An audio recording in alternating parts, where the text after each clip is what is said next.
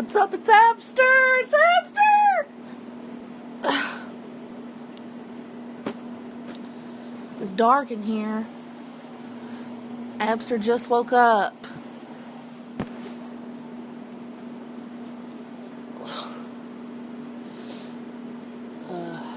So I'm going to be up all night because of this. I do sleep a lot. Where's my juice? I brought a juice home from dialysis, but it's in my bag. I'm trying to feel for it. There we go. I've got to pee.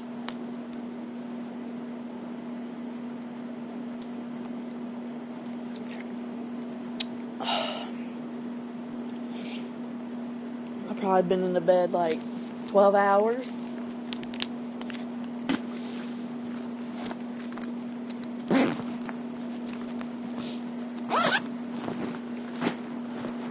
I've got to pee. Got to take a pee now. Got to pee now.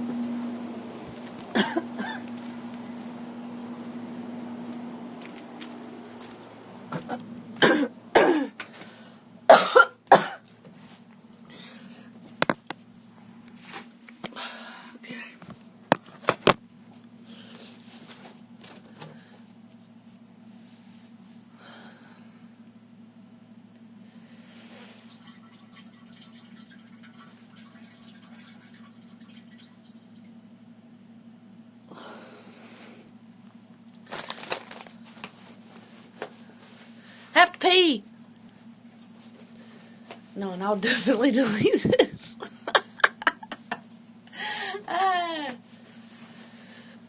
Man, that's not a lot of pee for 12 hours, huh?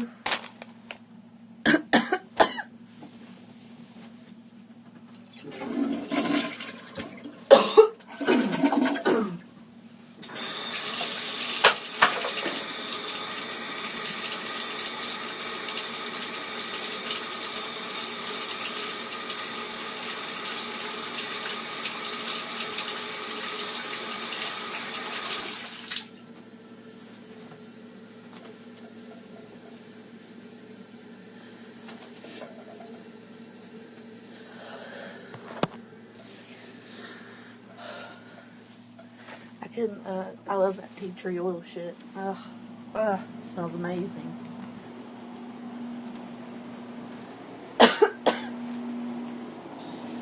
God. Mom. Hey, God. Get up, baby. There's a baby Ava.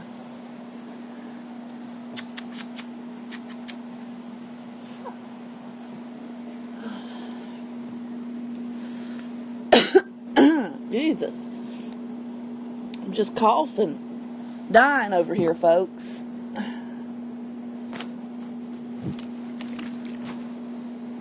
I feel very anxious. I feel very claustrophobic.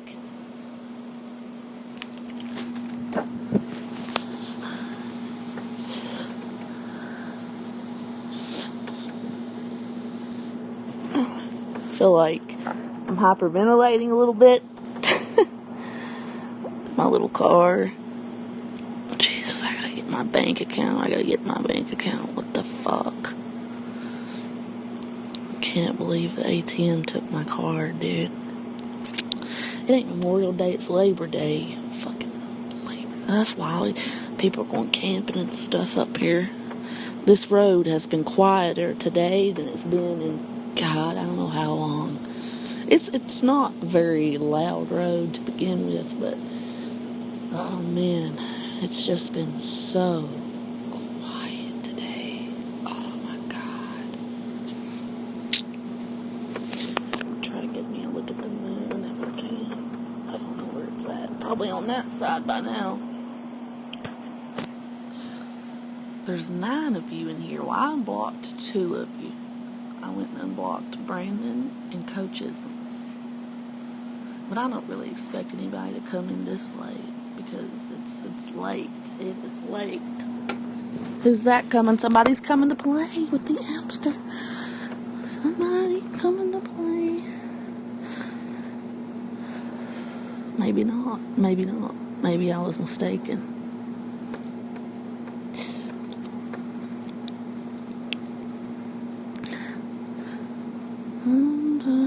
Oh, that reminds me of that song my mom used to sing to me. She'd say, somebody come and play. Somebody come and play today. And sing a song. Laugh and laugh. We love to hear. Somebody come and play. Play with Fabster. Where's my dad? Huh? Where's dad? Where's our dad?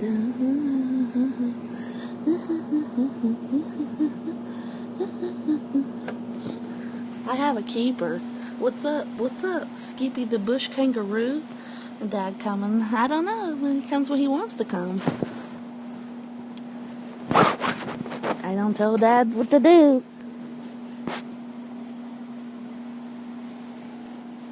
He come when he want to come, and then I'll say, "Hey, buddy," and he'll smile, and that's kind of, and then that's all.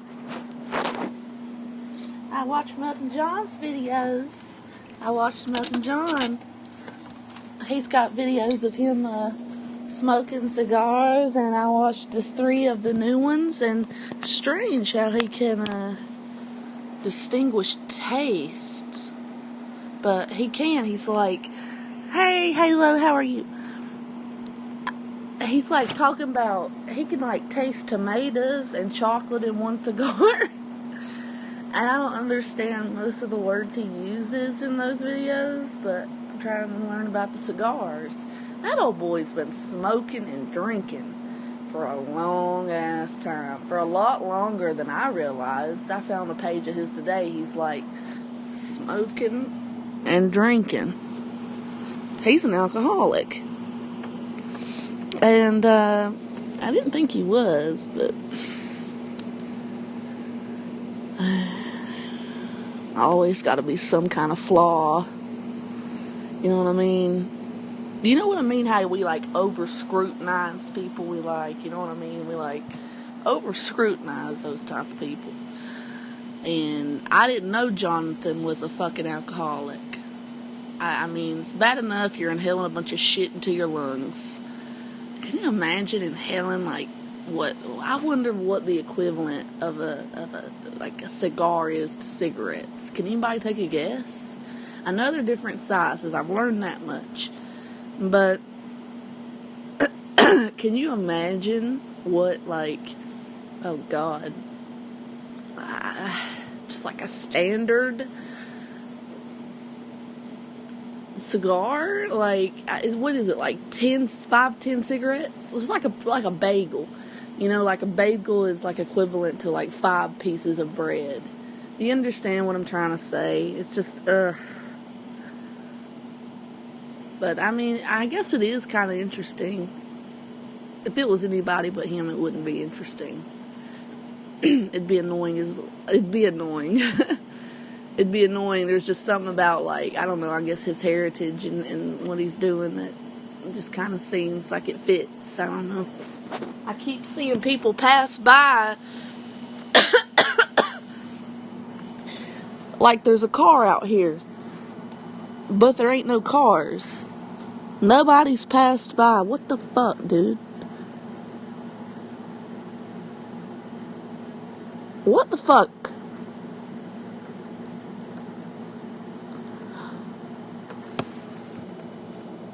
Somebody come and play.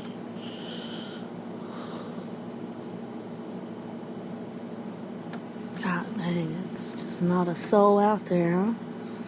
And you're just thinking, all these houses around here, there's people in there asleep. I don't see a single light on. But then again, they could be like me, where all they do is sleep during the day and then they're up all night. But probably not, because most of these people around here got youngins. There's youngins at every house around here. So it's good to have weirdos like me who are always watching, you know. But are harmless. Well, I'm harmless to children. Some people I'm not fucking harmless to at all.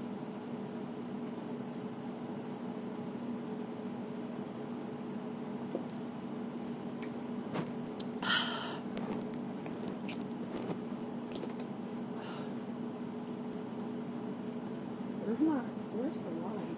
Turn the light on in my room, guys. Oh, please don't do that to me. Okay, how's that? Is that still running? Yes, it is. It's hot. It's extremely hot.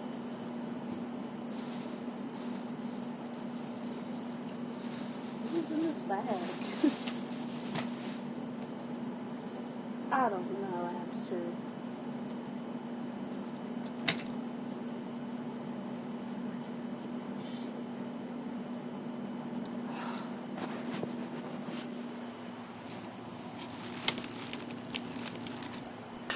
There we go.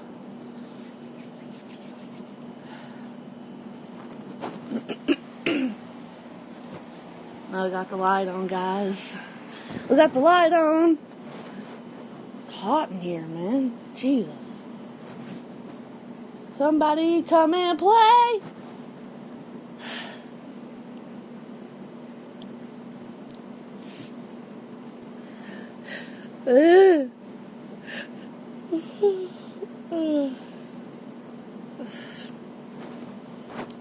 Guys, what are y'all doing? Y'all going to bed? Are y'all tired?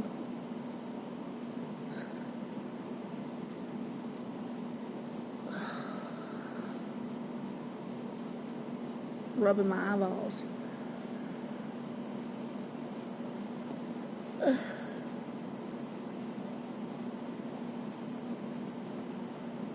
I took a long nap. I took a very long nap. I was very tired after like 2 back-to-back sessions of dialysis, like not even 8 hours apart. I was pretty tired, yeah. I have to say I was.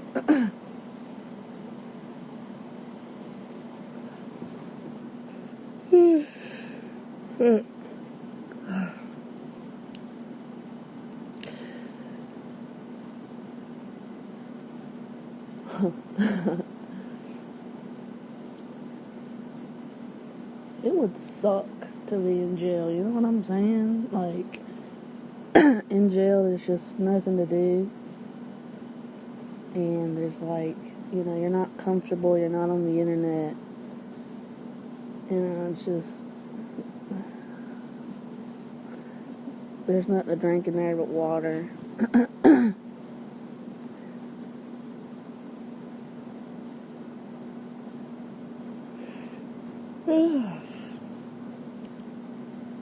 I don't know why people do that. Why do people like yawn and stuff before when they're waking up? Like I'm awake. I'm not tired. So I don't know.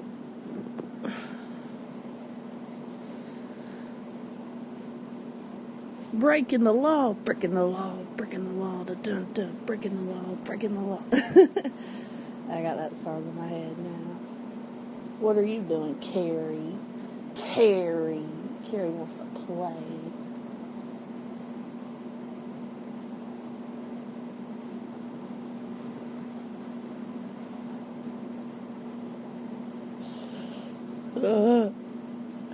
Carrie, I'm tired. Good to your dying hamster. You know what I wonder? Why are you mad? Why are you mad? What did I do? Jesus Christ. I tried to text you. And I know you're getting the text. You read those texts, young lady. I'm sorry. I gotta get some, I know it's you, because I know it's you.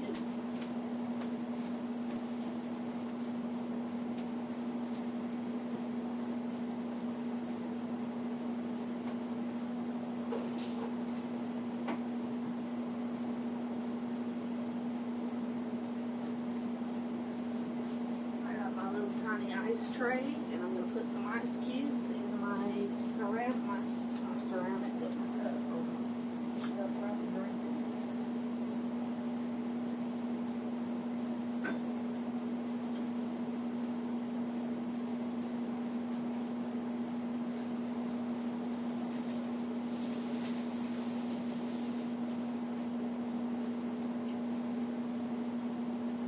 Look, don't be mad at Abster. You love the Abster, right?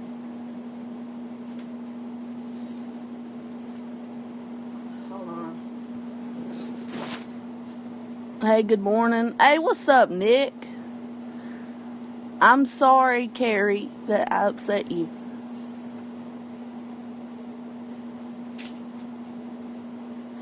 Why did these ice cubes turn out like this?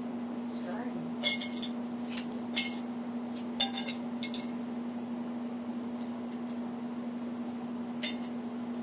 Nick is very cute.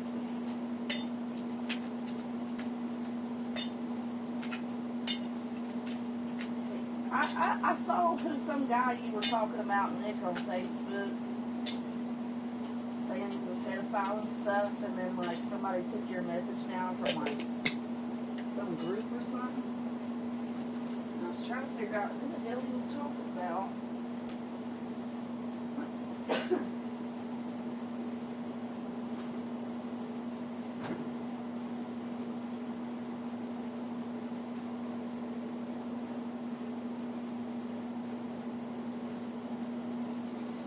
Breaking the laws. No, I'm sorry that I'm a lawbreaker, babe, but I'm damn good at what I do.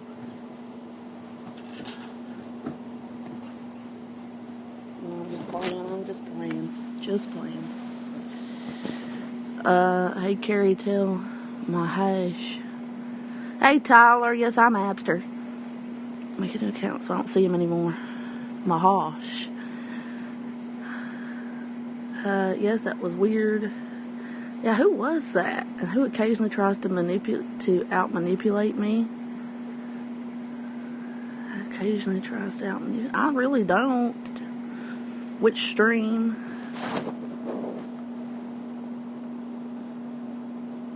Yeah, fuck Noodles panel. I don't like that now that Noodles has a panel. Well, I don't watch him, but because I don't like panels. If it was Noodles again, just himself, I'd definitely watch. But now that he's got a panel, he don't come around. That little troll. But I like Noodles. I like David. I don't like the character Noodles. But I like David as a person. He's a good guy.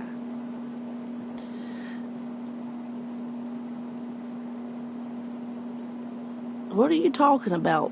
Oh yeah, on his panel. Yeah, I did do good on his panel. I went on his panel and I think he deleted it last time I checked, which was a while back. So it was a good panel though. I did good on his panel. Yeah, did a good job. Did you see that Quinn got promoted by Sig? So now he's going to be famous. And didn't Noodles discover Quinn? Who discovered Quinn? Where did Quinn pop out of? Because I know Anderson didn't, so it had to have been Noodles.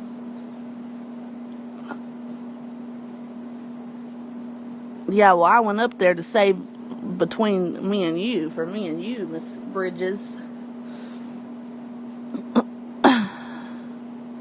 Yeah, oh yeah, I road rage sometimes, buddy. He found Quinn at Witty Widows. Well, thank God he saved Quinn. Quinn is adorable. That's what I wrote. Hey. I wrote that on Sig's video. Yeah, he's cute. He's sweet. He's very sweet. I think he's personally a little too sweet for this place, but, you know.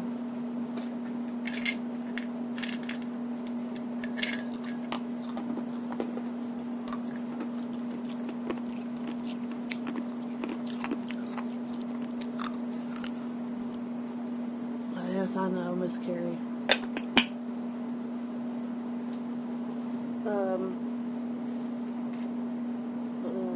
I gotta turn the slide off again because otherwise phone's gonna die. It is so hot in here.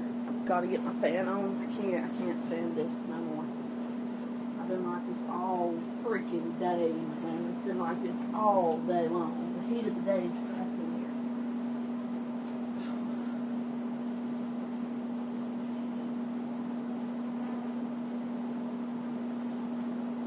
There we go. That'll work, huh? How about that? Please don't start making noises, please. For my fat ass to crawl up and down off this bed. Well, it's not relatively difficult, but I gotta do it again. It's like the 5th time.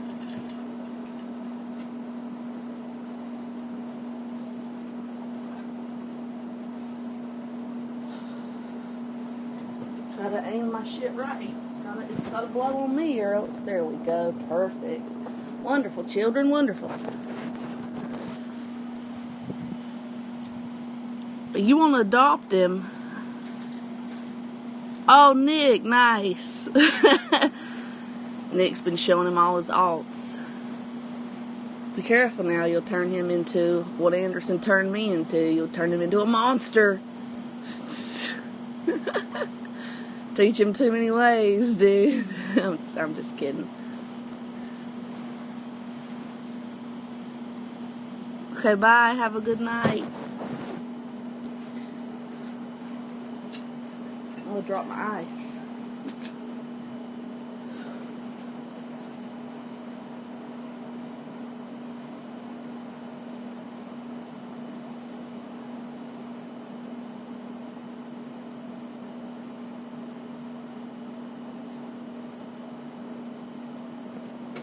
Man, every house that I can see has not a single light on it.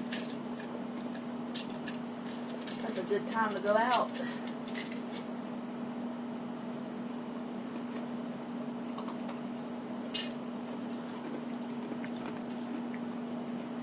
Anybody else do that? You look outside and you're like, oh man, ain't a soul in sight. Good time to go out. And it's dark. Yeah, buddy. There's literally nobody around here that I fancy, or I'd be right up in that window. I'm just kidding. Not really. I'm not kidding. But up here, there ain't really nobody to look at. Damn, it'd be easy. There ain't no soul out here, dude. Take a look. There's a kitchen window on over there. But, well, relatively, keep your house dark. That way people can't see in it. But let's just face it, if I'm up on the window, I can see in the house. And it doesn't matter if it's dark or not. But from here, let's take a look. There's porch lights on over there. Now, there is one house out here that I gotta tell you guys about. It's a big old timey white house. It's, Biden Tyler. It's a big old timey white house, and it's got, I've never, ever seen the door open, a light on, or a car in the driveway. But even the entire yard, guys, and I have to show you this house because it's literally like 4 houses down. It's not even a block away. It has flowers for the yard. It has flowers, nothing but flowers, beautiful flowers for the yard. And I'm talking every single flower in this motherfucker is manicured like perfectly. There isn't any weeds, there wasn't anyway. And I mean, it was beautiful, and they bloom every spring. And the yard isn't overgrown, but I have watched, and there's not a soul out there tending to that place unless they're going out late at night, which I don't think they're doing, because I'd see them, right, because I look outside, but maybe not, because that house is far away from my window. But I've never ever seen, but there has to be somebody living there. They have such a manicured lawn with nothing but flowers. That's strange. And 1, 2, 3, 4, 5 cars. There's 5 cars parked on the street. There's usually nowhere to park in front of my house at this time of night. Nowhere. There's nowhere. So Mark was right whenever he said that people would be going camping because everybody's gone. Everybody has literally left their homes to go up there in the mountains and do what? Fuck? I mean, the last time I went camping, I went with Marcus and this like little Russian kid that was his friend. Holy hell, I keep seeing things go by the window. It's creeping me the fuck out, okay? It's creeping me out. It's too fast to be a car, but I keep seeing red lights of a car, but no headlights approaching. Strange, but like red, like brake lights. And, you know, I didn't fuck or nothing, but I was just, because I was out there with another dude. It wasn't just Mark. But, plus, I don't think me and Mark were doing that great by that time. Well, I don't know. Did that really affect our sex life? No. But, I don't know, this guy was, like, in the middle of a breakup, and he was like, oh, you know, don't ever leave Abby, she's a really good girl, and blah, blah, blah, and he, like, begged me to drive him up, way up in the mountains, and I was like, dude, you know I don't have a license, like, I don't even like the, you know, and he's like, this is when I didn't have a license, and he's like, please, if you drive me, please, and I'm just like, looking at Mark, and I'm like, you better get your homie under control, and he's like, I really can't. I don't know what to do for him. And I'm like, alright, well, let's go camping.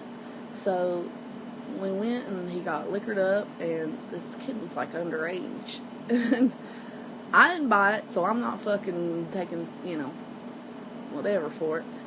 But this kid was like trying to drink in my car, and I'm like, I'm not driving if you open that in my car. I'm really against having any open containers in a car, because I know it's a DUI. And, so Mark, he tried to fucking do it anyway. Mark grabbed it from him. And, we went up in the mountains and we started camping. But we couldn't get the, like, tent or something fixed. And it started, like, raining, but they were, like, out there cooking and stuff. And I was just like, oh, I hate this. I hated it. I mean, but I tried to be like, you know, relatively positive, you know, be like, well, I'm out here in nature, and I wanted to walk around, but I was literally up a mountain. There was nowhere to walk. So, it was just, I keep looking outside, like, waiting for another car to approach to see why I keep seeing, like, catching the redness of a brake light in my peripheral vision. But see no headlights approaching me. And so far I haven't had any, because it's 25 miles an hour down this road.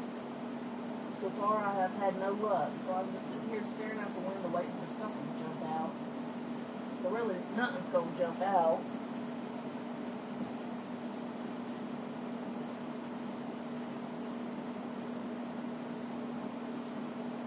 Oh, that tree.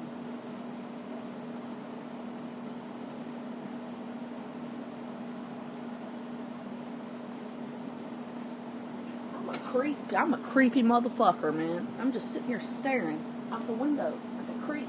You want to join? You can join, children. There you go. Stare out the window, children. Wonderful, wonderful. Now let's talk about that house over there. Not right there with that white light, the one beside it. Let's see if I can see any lights on in there. I've never actually paid attention. Holy hell. Somebody's down there walking. There's a young girl down there walking with blonde hair.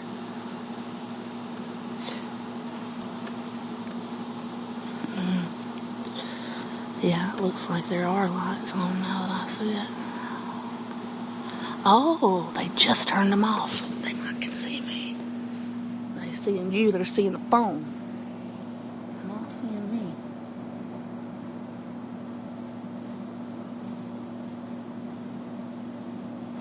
Yeah, somebody lives in that house. Yeah, they sure fuck do.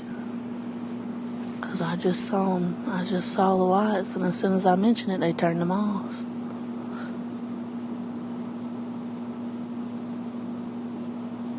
I really want to go down there and see what's in that house. I don't know what I'd be up against. A couple people, maybe. Parents, kids. But the goal is not to get caught.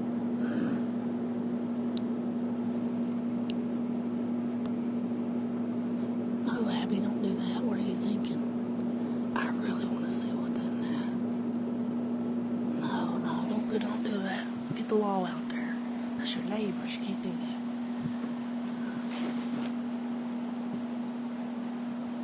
I really want to, though, guys. I really want to. You know what I'm saying?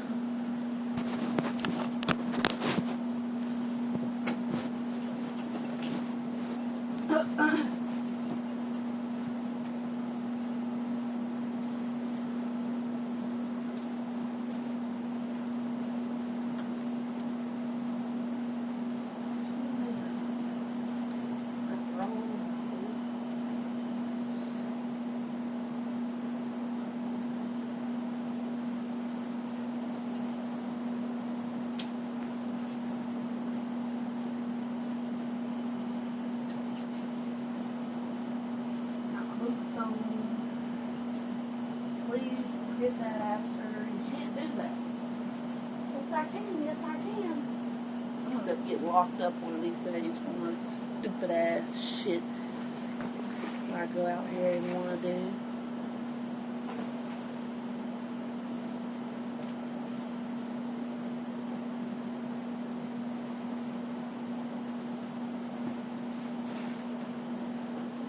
I'm just really curious to see what's up with that house. So I'm gonna go outside right into their view of it.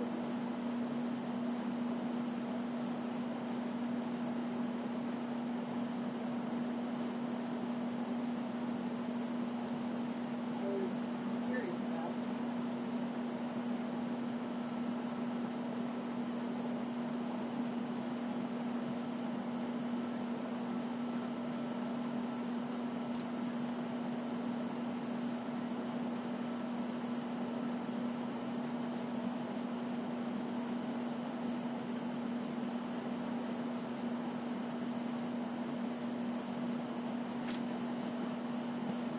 Alright.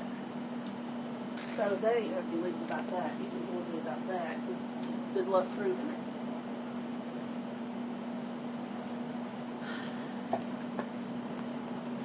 You gotta be quiet when we go outside. Gotta be quiet, you understand?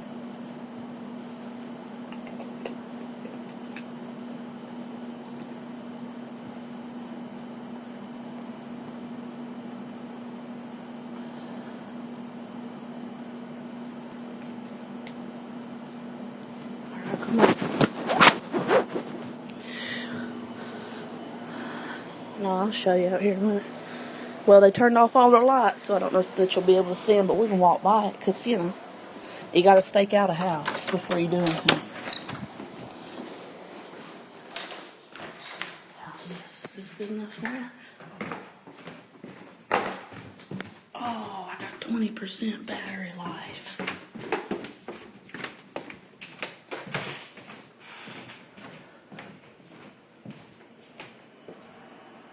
20% battery life. Alright, let's do it.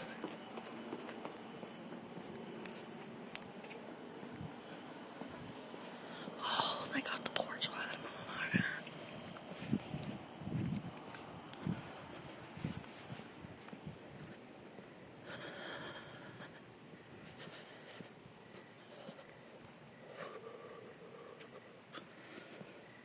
Control your breathing.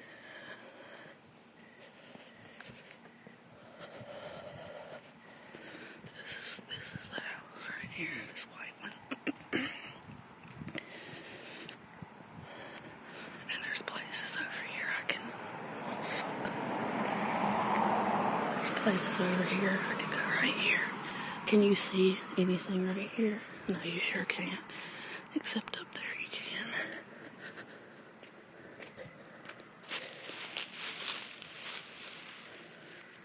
And right there's the house. Except you know what? You're gonna get my cover away because this phone screen has a light. But that is the house right there. It's a beautiful house, isn't it? I'm trying to see a point that I could go up to it and see what I want to see. It's right there. There's nothing but flowers over there. And I'm about to do something real stupid and cross the road right here in the middle so that I can get a closer up.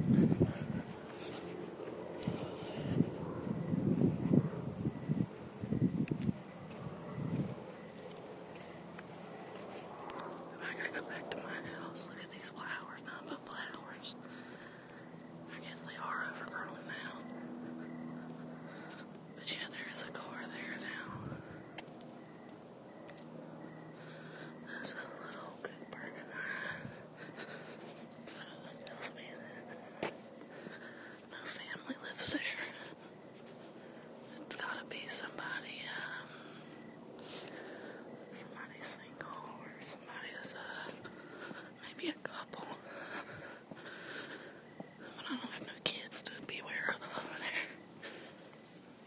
Look at that moon up there. Isn't that nice?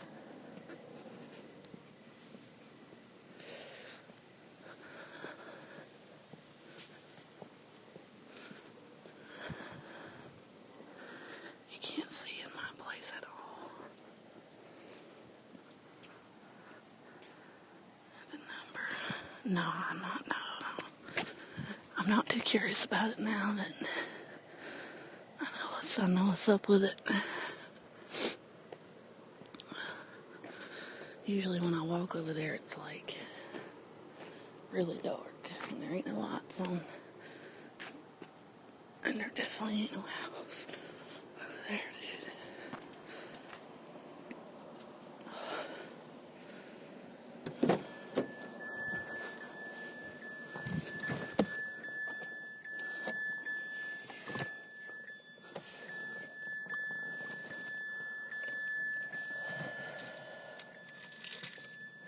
Poor ugly dying hamster.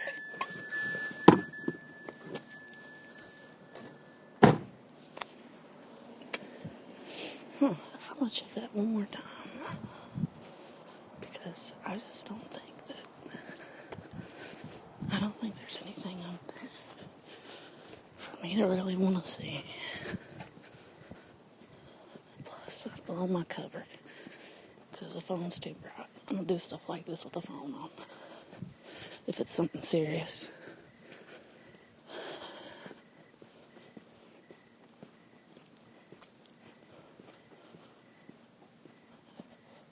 It's a 2-story house.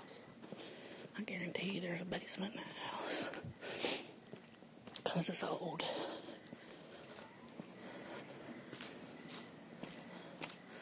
So, yep, there's the window to it. But that window's blocked off. So,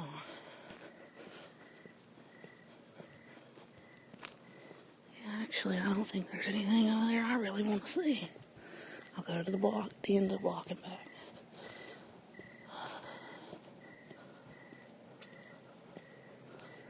Yeah, I think I overestimated how interesting that would be, huh? And I've actually paid attention to it.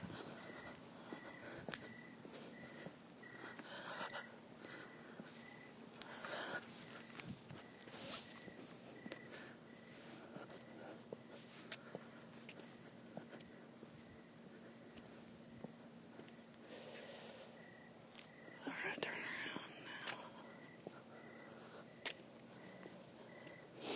now. Yeah, there really isn't nothing all that interesting about it. There's a little old man that lives here. His grandson's kind of hot.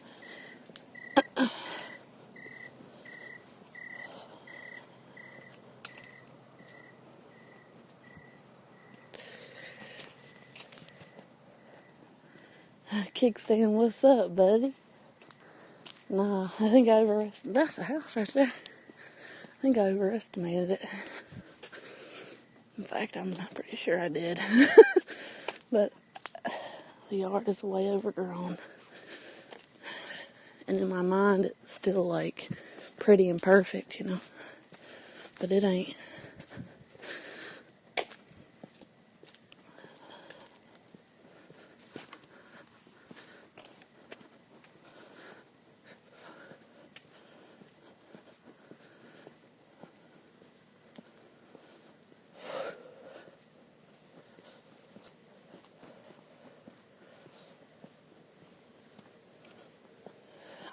In the house where the phone dies. And if it does, it'll just buffer till I plug it back in.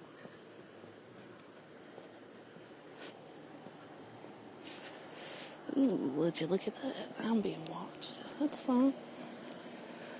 That is totally fine.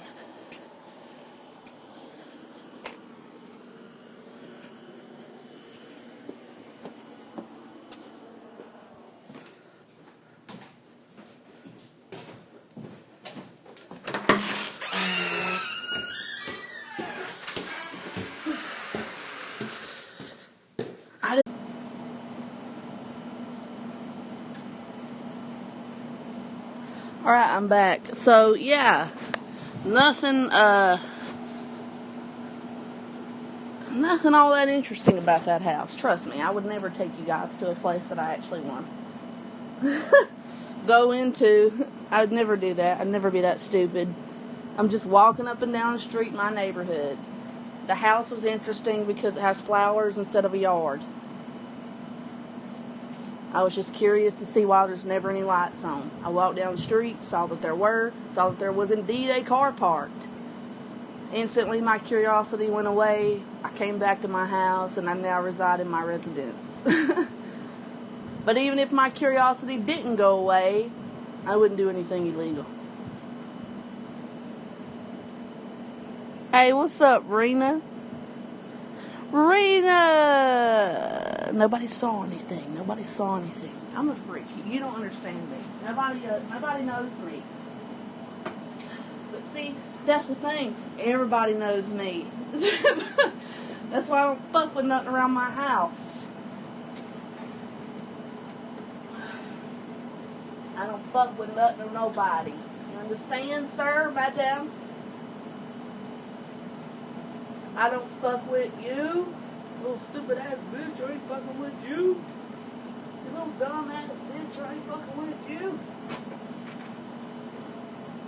Got a million trillion things that I'd rather fucking do than to be fucking with you.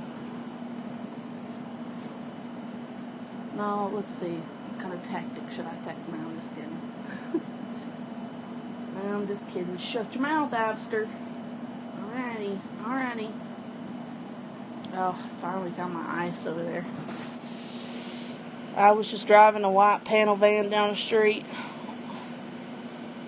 What free ice cream sign? Huh? No, I mean, I think I know why I kept seeing brake lights, but then again, that never makes sense to me. Because I don't see how I can't see a car's headlight approaching first. But some of them are just, I don't know. Rena, what are you up to? It's late for you, babe. What is Kickstand up to? What are y'all up to tonight? What are you out doing? What are you, like, honestly, are y'all doing anything more interesting, like, at fucking midnight or past? Are y'all doing anything? Oh, I smell that, huh? Oh, yes. The smell off of that. Milton's got me smelling things.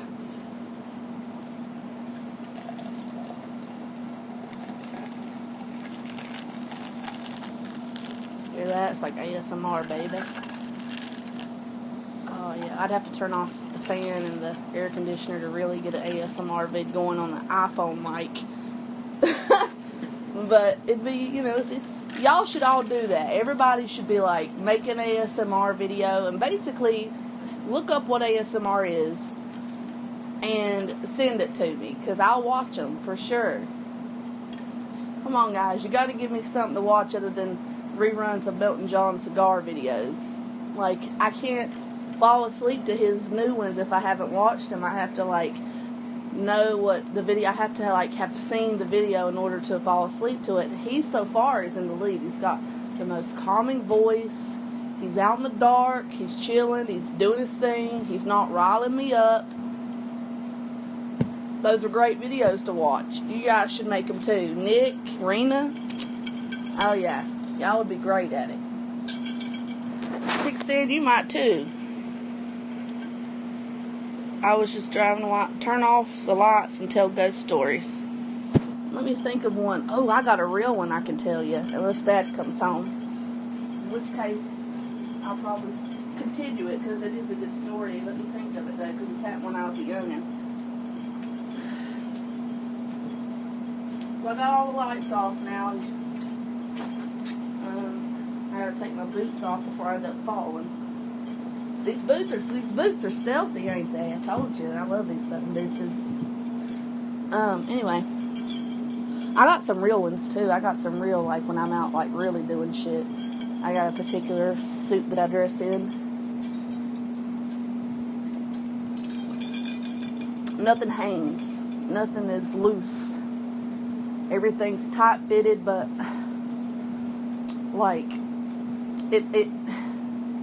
probably shouldn't tell you that.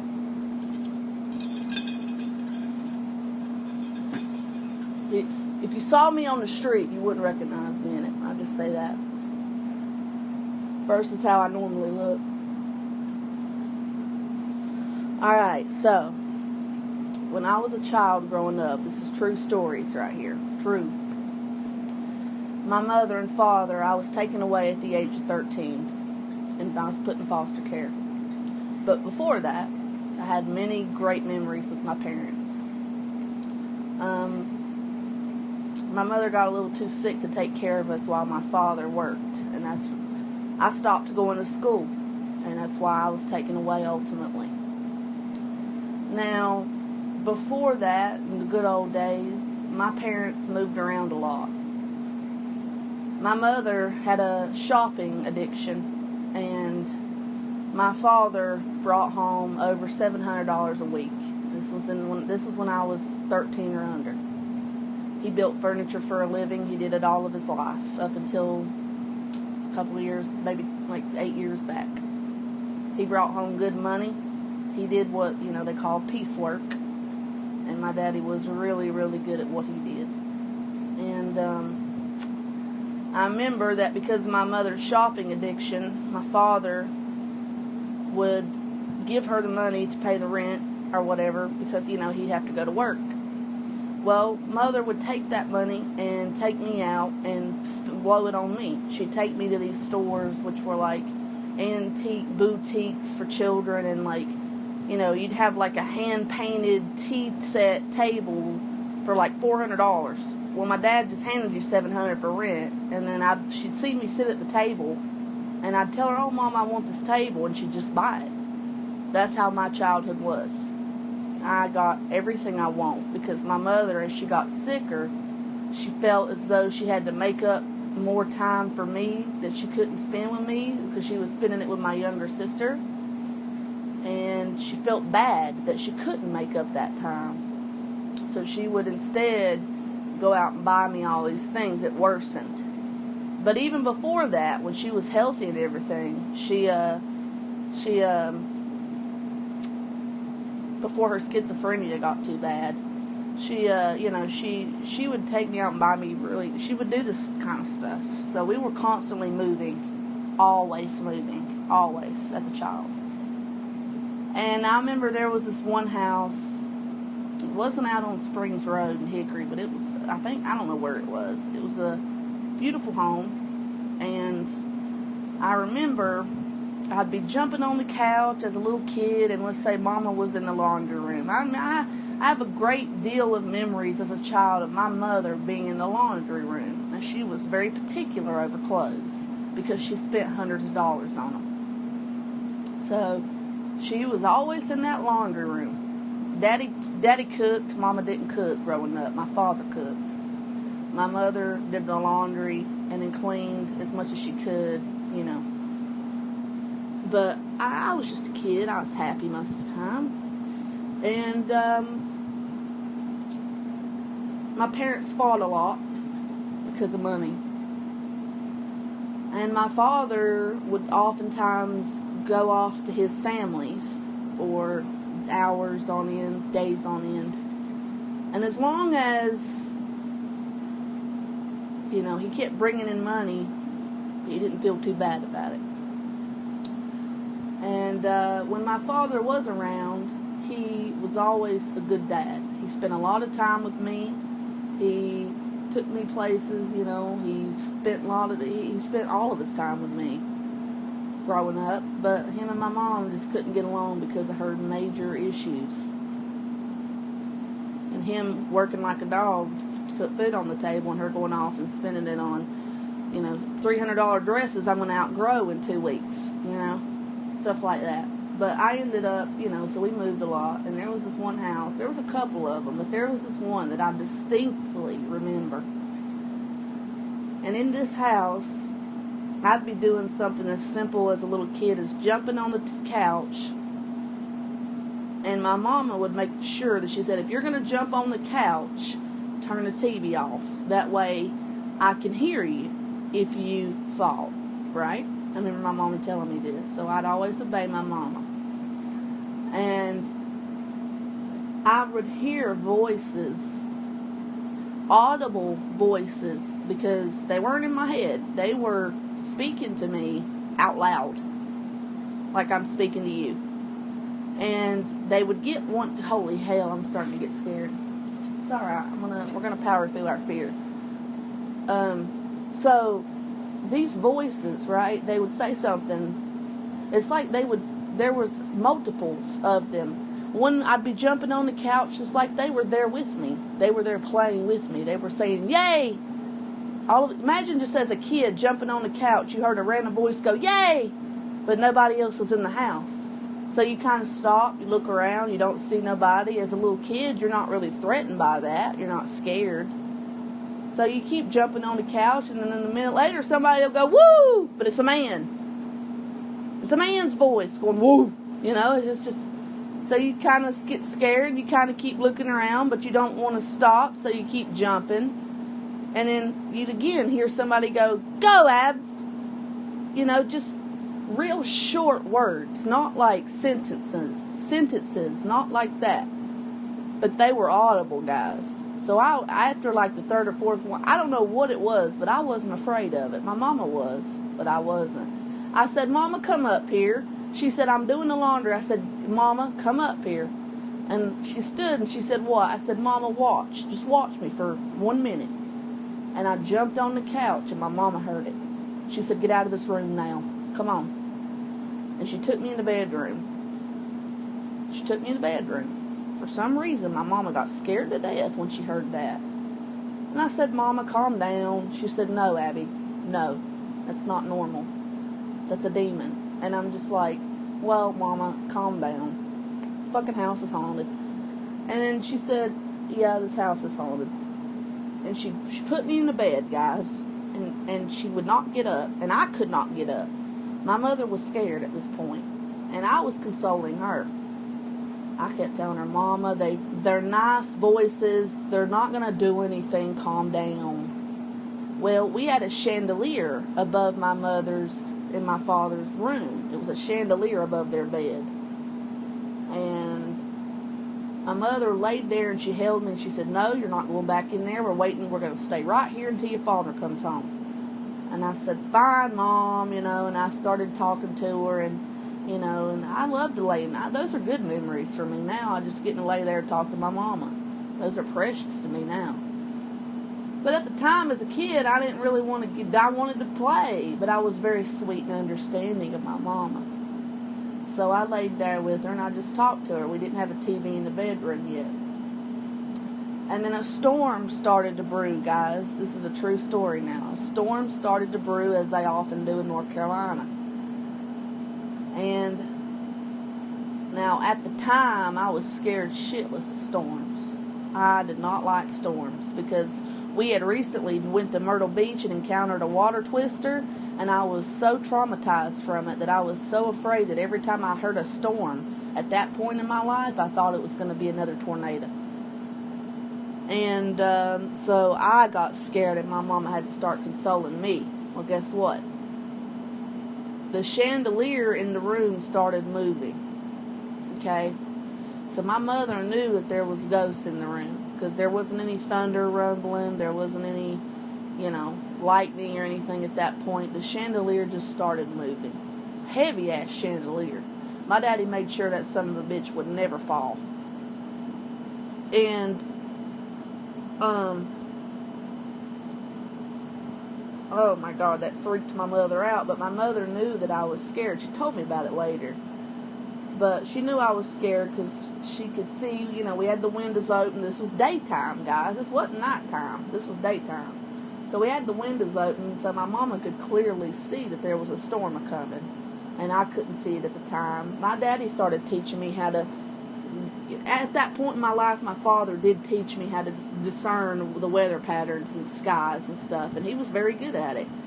And when I took him seriously, I'm glad I did, because it even helps me to this day, what my father taught me with about storms and, the different ways the skies can look, or the thunder and the lightning can look, and what it means, because it's true.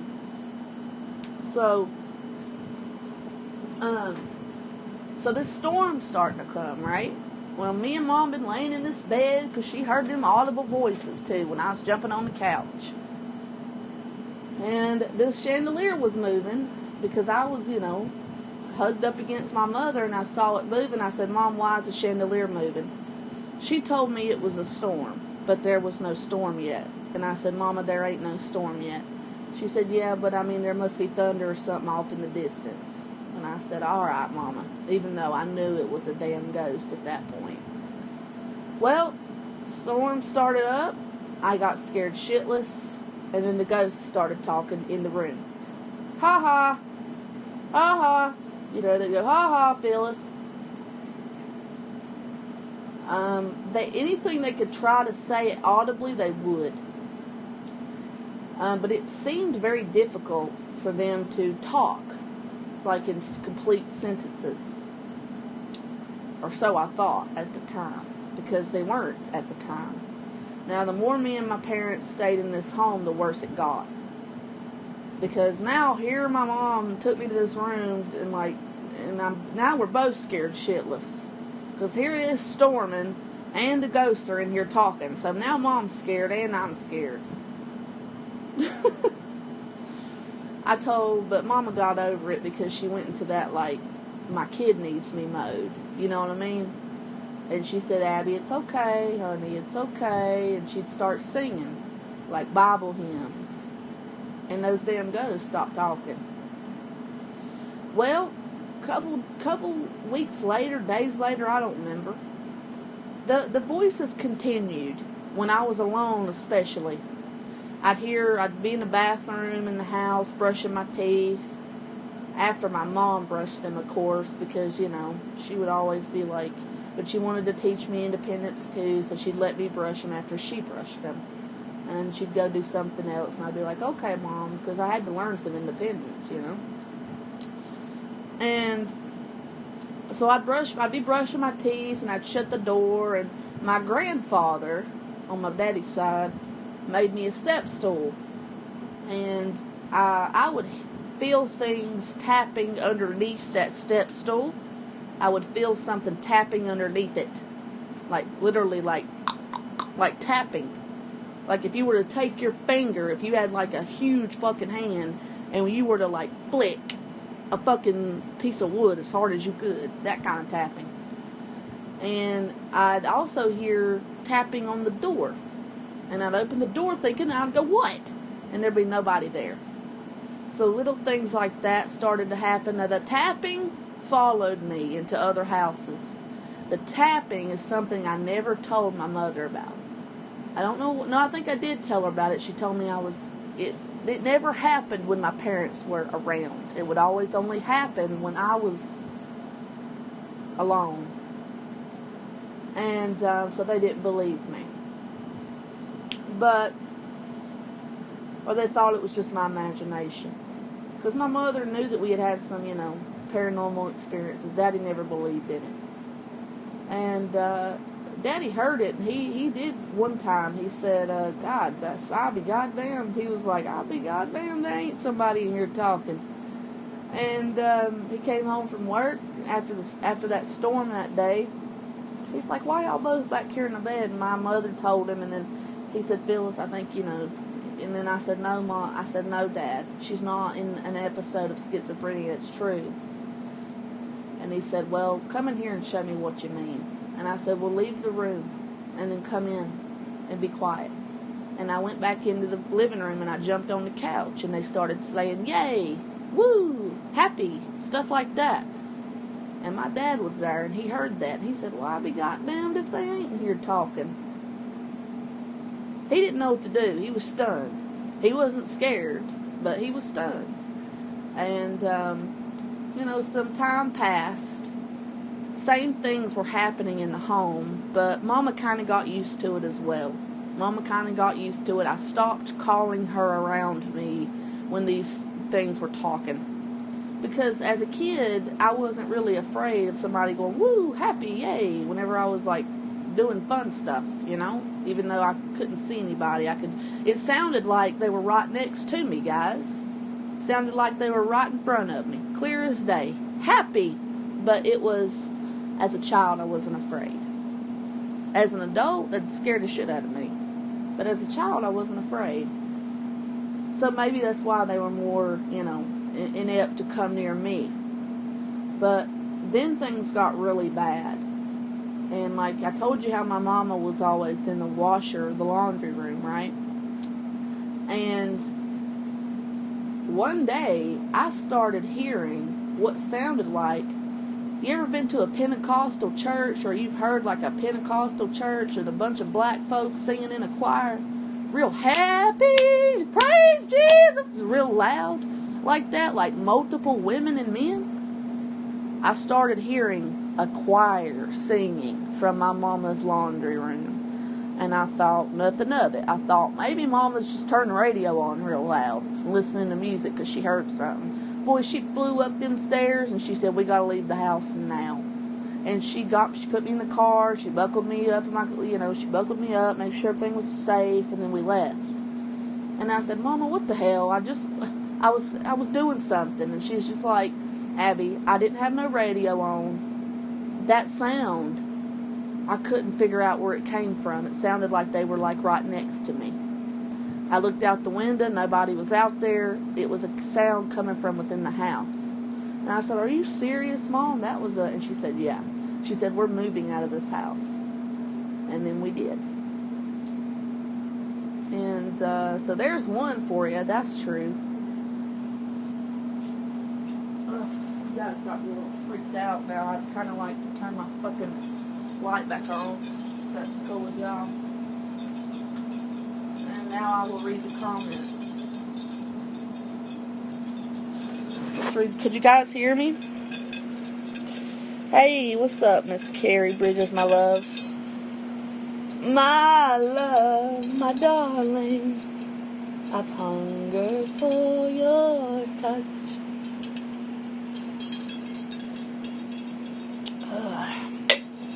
That's good juice. Alright. Okay, turn off the lights. Well, okay, now light one candle. No, I didn't. Well, I didn't see that, or I would have. My neighbor is crazy. What does your neighbor do? Ooh, I'm curious, Rena. Do you guys got in? That's a true story. I swear on my life, that's a true story right there. I just told you as a kid. It is. It was crazy, Carrie. It was crazy.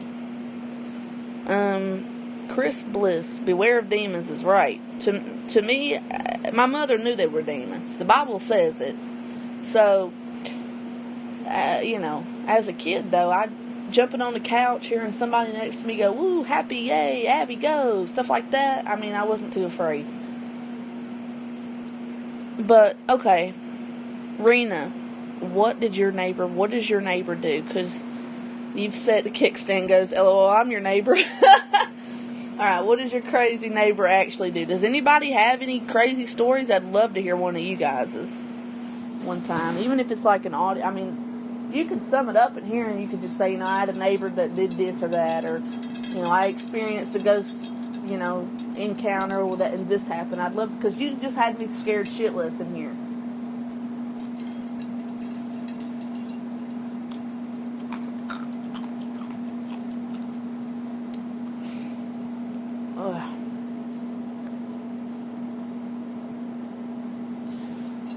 Yeah, that was scary. That was scary thinking back on that, because I was visualizing that as I thought back on it. And I could feel like my mom's arms around me, and I was looking up at the chandelier because it was so pretty.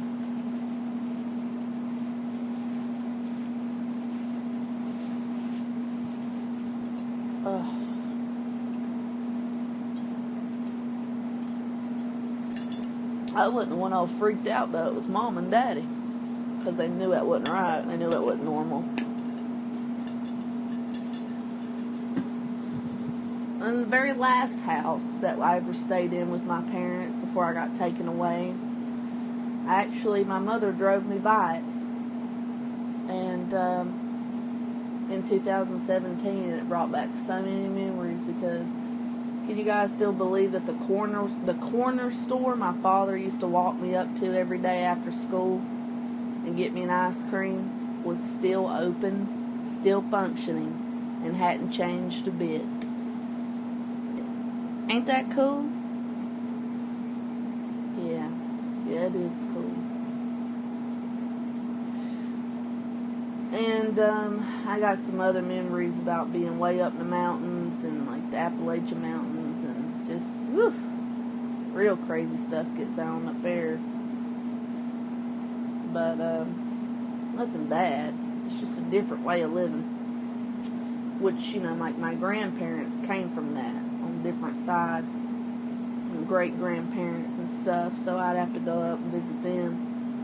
My mama would always love to deck me out and stuff for Christmas and like take me way up to the Appalachian Mountains, and they act like I was a movie star up there. I mean, it was just insane. But it was good times, It was a simpler time. It was life didn't revolve around dialysis and all these tragedies that I've had, and just wanting to start over, and like loving somebody and like being severely rejected by them, and all the hurt I endure with that to this day, and then just like the pain I endure 3 days a week, and then like just the fact that I can't do things that I used to do, the fact that I feel my body just giving out slowly sucks.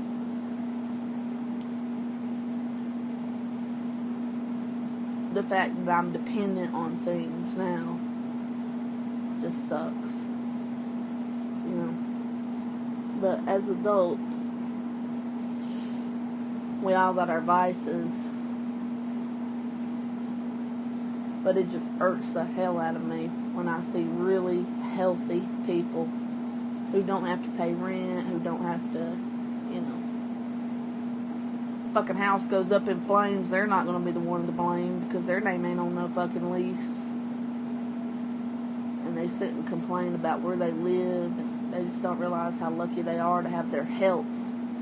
And, I don't like to personally watch people I love, like, cram cigars down their goddamn throats. It makes me sad.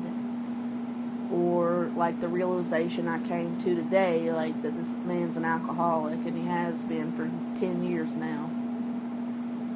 And that hurts me, too. But at the same time, like, he's a grown man, I'm not going to be telling anybody what to do.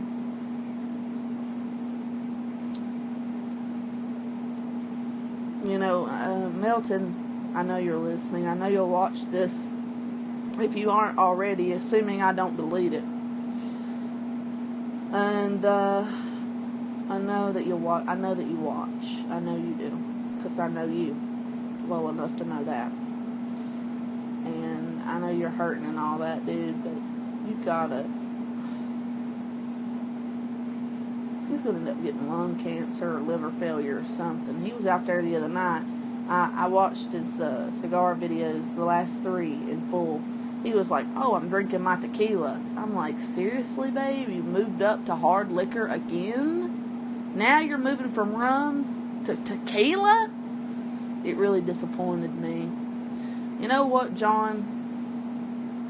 You might as well be on a benzo, bud. You might as well take a Xanax or a Klonopin or something like that, because it's pretty much the same as alcohol, but then again it's not. But it'll release your dependency from that, and it will help your nerves in a much healthier way. Alcohol is total poison.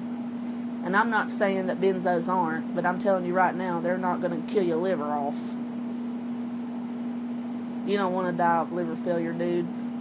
And you definitely don't want to get lung issues. And I don't have a clue why this man smokes. He's addicted to nicotine.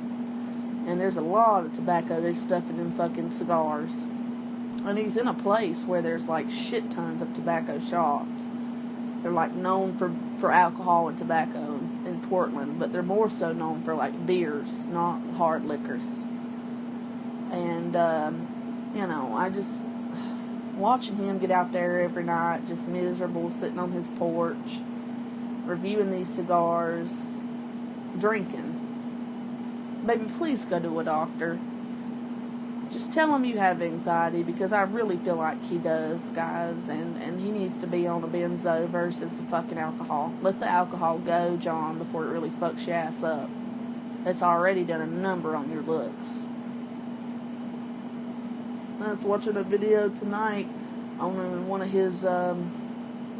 of John's accounts that I had never saw before, and I don't know how I came across it, but he was young, and he was still out there he was walking the street smoking a pipe back in those days, when he was my age or younger. So, I don't know. But nothing's changed for him. Nothing has changed. Now, when he says he fucking saw rats and shit in Portland, of course he's joking. Of course he's joking. I know he's trolling. I know when he's trolling enough to know he's joking about that. But he was talking badly about Portland fucking 8 years ago. Look, John, if you haven't gotten out by then, you're not going to get out, babe. If you don't get out and work, you're not going to get out. So you might as well just try to make the best of what you have versus being so miserable. And meet people that you can, that are around you, that you click with, you know? And just try to be happy. Like, don't sit and smoke and drink yourself to death. Don't wake up. I know exactly what he does. He wakes up, you know, he showers, he gets all preppy, he washes his clothes, the guy is so clean, he'll clean his fucking floors with his, hands. He'll do all that, and then he'll sit online, and he's bored. He's fucking bored. So he'll go out with the little money that he has, bless his heart, in a very expensive fucking state and city, and he'll go to these nasty old cigar bars. I wish he would just, meet a friend off of YouTube or one of these other sites and fucking go to dinner or something, you know? Versus, always being a loner. Which I kind of get that. I mean, I understand, being a loner because, I don't want to do that. But, I mean, if it was, somebody like Carrie, yeah, I'd be excited to meet her. But, somebody, I don't know. Like JT has offered to meet me, I would meet him, sure. Shit, it'd be pretty cool to do a video with JT and Bergs. But I ain't gonna be passing back through Seattle anytime soon. And I probably won't be doing that, going to Portland at all. I've been going to Portland this year, guys. I've been to Portland, 2 or 3 times? Yeah, I went to Tiger twice, and I went to fucking Lake Oswego once, right? Isn't that right? From my recollection.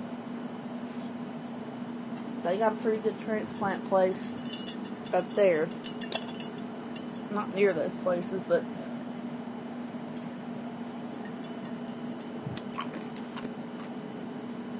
not too far either. But it is expensive. It is expensive up there. But I didn't stop really anywhere in Seattle. I kept driving.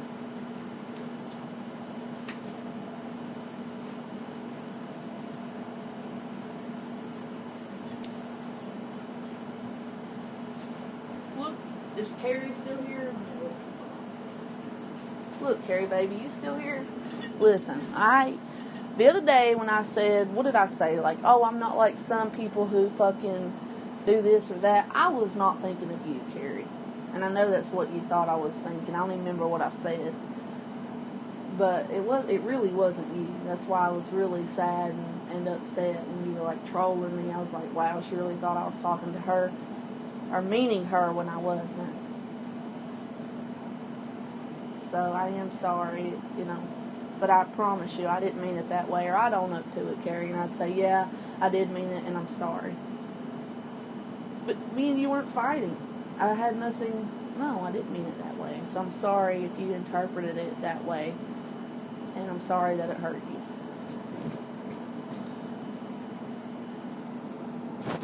Who else is on? What's up, guys?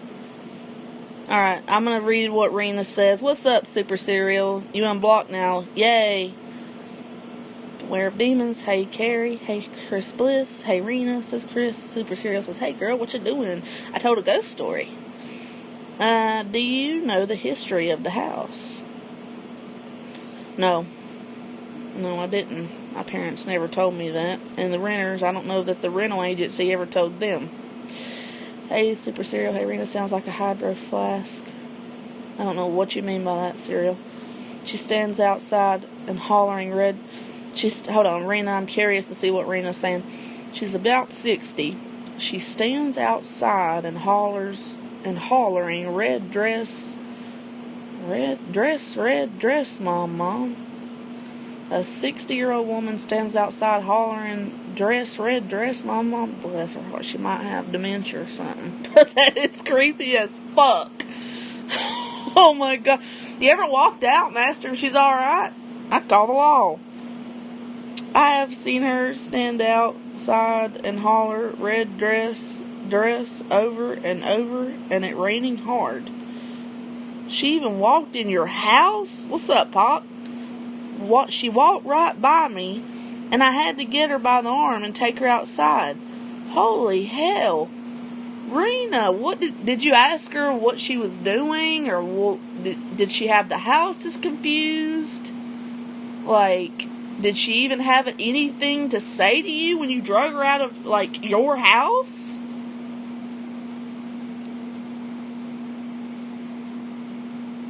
Oh, Rena, I'm very curious.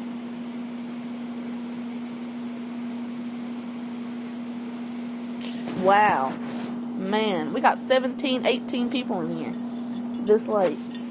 What's up, Pop? Pop, brother?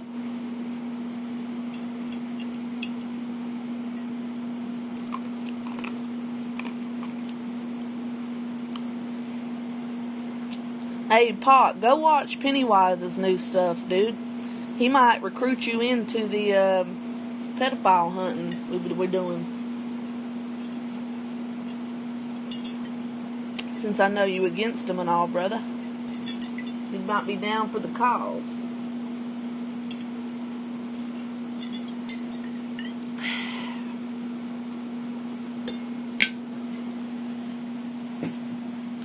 But, Miss Rena, now, what did that woman say to you? You gotta tell me. Please don't leave me hanging on that.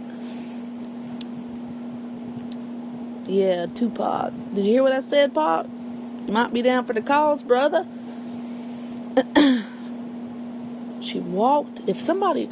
You know what I had somebody do one time?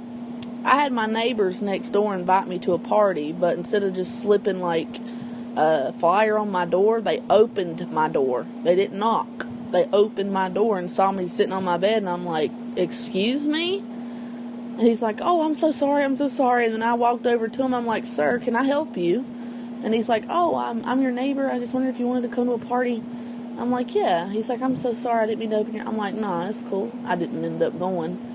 That's like the third time they invited us, and then me and Marcus never went, so they stopped inviting us, which I feel kind of bad about, but whatever. I'm too much of a loner. And Mark works all the time. She walked right by me. I had to get her by the arm. What time is it my time, guys? Rena, what did this woman... Please tell me you didn't leave. I'm so curious as to know if this woman ever said anything to Rena. Man, that is sad. Does she not have any family that ever comes and checks on her? See, I used to know a woman here. I don't know what happened to her, but she used to come into Mark's store all the time. And Mark would call me up at sometimes, and he'd be like, Abby, can you help me out? And I'm like, what you need, baby? He's like, there's this little old lady in here, and she something is wrong, and you're really good at helping people like this. Can you please come down here and get her out of the store? I don't want to have to call the cops. I'm like, yeah, I'll see what I can do. So I went down there, and I said, hey, how are you, sweetheart? And she said, oh, I'm good. I said, are you looking for anything, or... And she said, you work here? And I said, I do. And she said, oh, I said, it's just my day off, and I noticed that Mark is busy, so I don't have my uniform on. But if there's anything I can help you with. And she said, actually, I can't remember what I came in here for. And I said, well, is there anything you'd like? I'll buy it. she said, oh, no, I got plenty of money. And she pulled out, like, a bunch of old wadded up dollar bills, which I definitely did. Marcus hates that. I just told her, no, it's all right. I'll buy it. Pick out what you need. I said, are you hungry? She said, yeah. I said, well, do you have a car? How'd you get here? She said, I drove. I said, where's your vehicle? She showed me her little green truck.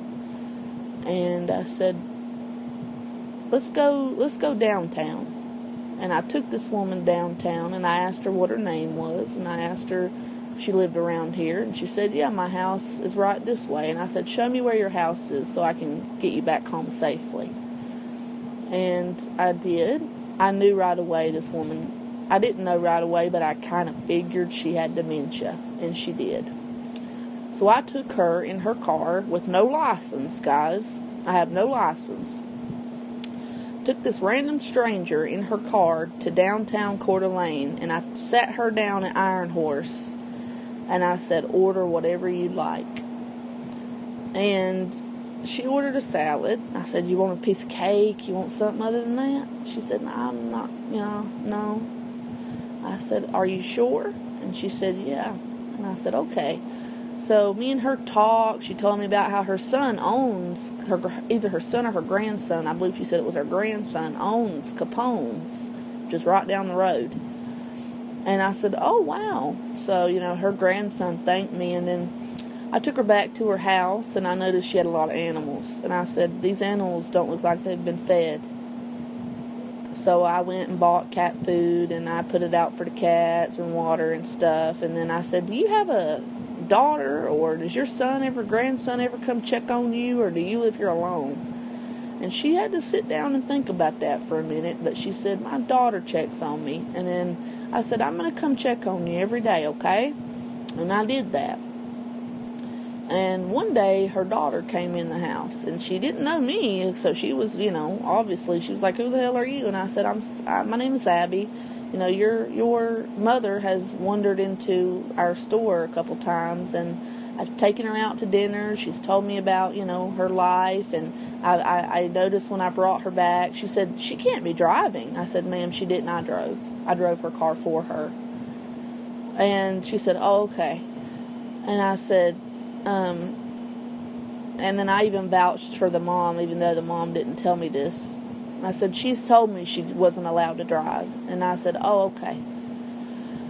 And the daughter said that. And then I said, she said, well, she said, Mom, everything good? I could tell the daughter really didn't give a fuck about her. I was like, well, these animals, she's like, Mom, everything's good. Please keep your cell phone on you so that I can call you and stuff like that. And she's like, oh, yeah, it's over here. And the daughter drugged me aside. And she said, can you tell me what you've been doing? Did you know my mother has dementia? I said, I kind of suspected it, but I didn't know for sure. I said, well, here's all I've done, ma'am. I've taken the woman out to eat. I've brought her to her house. She has all these animals. Look at them. They're I should call fucking like animal protective services, but I guarantee you these animals are mean everything to this woman. And she said, yeah, that's true. I said, so I'm not going to call the fucking child protective services on them. I said, but I had these animals hadn't been fed in God knows how long. So I bought them food. I gave them water. I said, if there's any valuables in this house and you suspect me of stealing, you need to go and check right now, because there is nothing that I've stole from this house. And then I went back in her house one day, and she was gone. And I thought, oh God, she's gotten out. And I saw her walking. I started searching for her. The daughter thanked me and left, and just told the mother to keep her phone next to her, stupid bitch. So obviously I thought to myself, well, it's going to be a matter of time before the daughter puts the mother in a home. Right now the mother is struggling really bad to live on her own. And she had a beautiful house, and I guarantee you that she left it to her bitch-ass daughter. But anyway, I cared about her. And I ended up seeing her walking one day when I was supposed to go check on her. And I said, get in my car, because I had a much nicer car. I had my Infiniti at that time. I said, get in my car, Marjorie. And she was like, hey, you. And I was like, you remember my name? She said, no. I said, starts with an A. She said, Abby. And I'm like, there you go, darling. I'm like, where are you going to? She said, well, I was wanting to go to an old spot that I used to go to out on the docks and sit. I said, do you know how to get there, Marjorie? She said, yes, I do.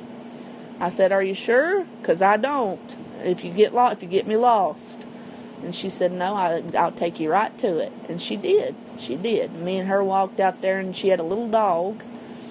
And I said, oh, your little dog looks so much happier today because the poor old thing got to finally fucking eat. She said, yes, I was just taking him out. He had a nice poo and a nice pee. And I was going to walk down there because my daughter don't allow me to drive. She did remember at that time. I said, well, it don't matter. And I let that fucking dog jump all over my beautiful Infinity. Oh, but it was worth it for Marjorie. And she had her little dog out there. So me and that dog was real well behaved on that pier. She took me out to the end of a pier that I had never been to before. And she said, I grew up here, and I used to sit on this exact pier. They remodeled it, but so far it's still public land from what I know. And I didn't see any private property signs. So I sat out there with her, and it was, I just listened to her, and it was good times, guys. This was back when I had more energy. This is when my life didn't revolve around kidney failure. I was doing some good shit. At the time, I didn't think I was doing anything good or helping anybody. That's only one of many stories I could tell you. But I guess to her, I don't know whatever happened to her. I just started going to her house one day. She wouldn't answer, so I just walked in. I didn't even care. Her car was gone. Her animals were gone. And I knew that she had been put in a home. And I left a note on the door saying, if anybody can contact this number, I was just a good friend of hers. The daughter met me once, blah, blah, blah. Nobody ever contacted me. So I never know what happened to Marjorie. But, at least if I recall her name correctly, that started with an M. So I'm just going to call her Marjorie. Because that was back in 2016, I think. Yeah, 16. And just little things like that. Alright, I'm going to read the chat now. Chris Bliss goes, that's sad and funny at the same time, Rena. Yeah, Chris, I agree with that. God damn, if one of my neighbors started coming out the house hollering, red dress, and I have red dress, Mom, a red dress, in a pouring rain, I'd laugh. But I would watch that person and make sure they don't get out on the road. And I just have a very nurturing side of me, guys. I really do. You may not think it, but I really do. It wasn't me, LOL, Chris. He knows it wasn't you, Rena. He's fucking with you. I went to go outside one day, and there she was sitting on my porch with a gun. After talking to her for about an hour, she went home, scared the crap out of me. But what did she tell you, Rena? I want to know what she told you when you drugged this bitch out your house. Like, did she just confuse the house? Yes, I have. Yes, she used to own my house a long time ago. Oh, that's why she got confused. There is time she talks okay. She might have schizophrenia. She don't have any kids. She has one sister, and her sister don't talk to her. So this woman has nobody. So that's the type of chick that kind of like, I would have taken under my wing like I did with Marjorie. But Marjorie didn't act crazy like that. She just couldn't remember nothing. Can anyone see what I'm typing? Yes, ma'am. Yes, ma'am. Yeah, anonymous, my name is Abby Watkins, chipped off. Get it right, bitch. Guys, doxing me ain't gonna do no good. I've given my address out 100 times. This does no good. Fucking idiots. Yeah, it's chipped off. What's it to you? Yes, Rena Super Cereal says, okay, thanks. She drinks vodka like a fish out of water. Oh, God. Rena, there's our problem right there. This woman is 60 years old. She probably has other health problems. she gets highly liquored up and starts to hallucinate. You don't know what else she could be mixing. She could be mixing it with pot. I don't know if you live in a state where medicinal marijuana is allowed. This woman needs help. She needs, like, psychological evaluation. So I don't know if it would be, if you, Rena, truly feel it would be best, as long as she don't suspect you of calling the law, to get her an ambulance out there. Not the law, but an ambulance. Because they need to get, especially if they smell liquor on her, they'll take her in and check her. They'll check her for drugs. And maybe they'll help her. Get her on some medicine, refer her to a doctor, something. Everyone I have talked to about her said she has been this way all her life. Well, who have you talked to? Because you said she don't have any kids and that she has one sister that don't even talk to her. So did you talk to the sister? Because it sounds like she has nobody. But if that's true, it's still never too late to help somebody. And I mean, Rena, I'm not putting that burden on you, but I'm just saying, don't ever give up on people. It's never too late. If they want to, if they can get help, try to help them. That's my mentality. Now, I'm not going to put myself in danger. No. Especially if that woman came and sat on my porch with a gun. Fuck no. So I understand your hesitancy. But, plus, once people, if they're 60 years old and they're still out doing that kind of stuff, Rena, if she were to stop drinking cold turkey, she'd have a seizure and die. Or stroke. Within a week, probably. Hardcore alcoholics can't just stop drinking. Oh, okay, good. It's good that the police know her. That's a good thing, because they can watch her, and, if they ever get a call about her, they'll be like, oh, yeah, we know that chick, and you know what I mean? No, you're moving. You're moving? Oh, well, that's probably a good thing. You're moving. I thought you had said you had been in your home for, like, decades, so congratulations. Time for a new place. I'm excited about that, Rena. I used to be so excited wanting to move before I got so sick. Now I just sit and mope about I mope about Melton, and I have you guys, and I do my dialysis, and I shower and constantly exfoliate my body and try to keep my clothes clean as best I can, and clean the house a little bit each day. That's about all I can do. But when I go to dialysis 3 days a week and I don't miss treatments, I have a ton of energy. I'm out doing all kinds of shit. So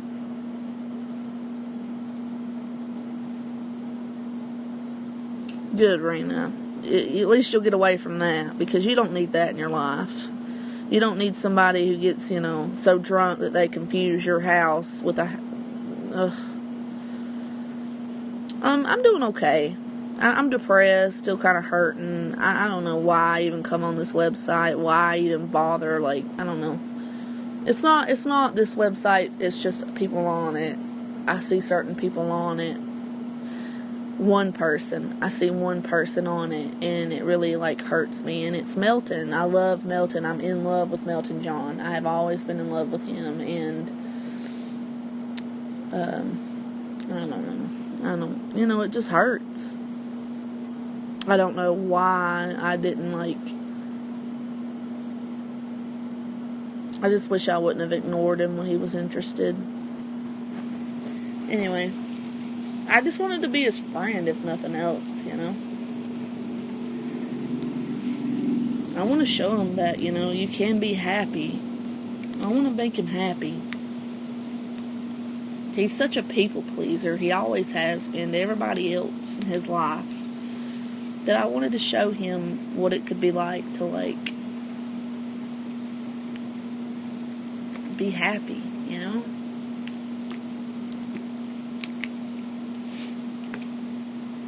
That, hey, you can leave. I wanted to build him up. I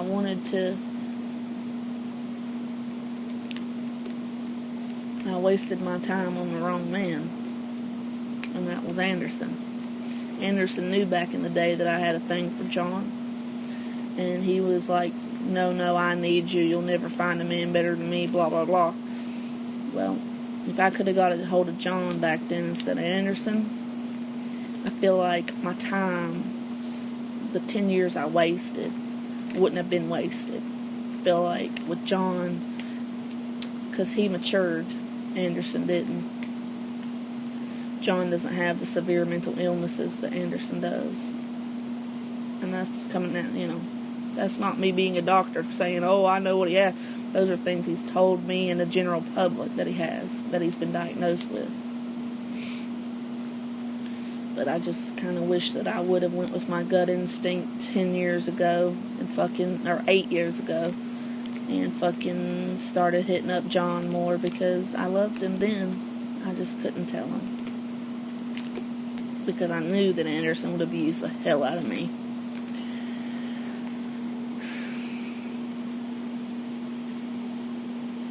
Anyway, doesn't matter now. It's not like I'm gonna live, right? Right? I'm dead. Isn't that what Anderson tells you people? That I'm already dead? Everyone I talked to about her said she has been this way all her life. That's so sad, Rena, because people don't change. And people do change, but then again, they don't change, certain habits they don't. And I learned that the hard way. I gave my best years to a man that didn't deserve it. And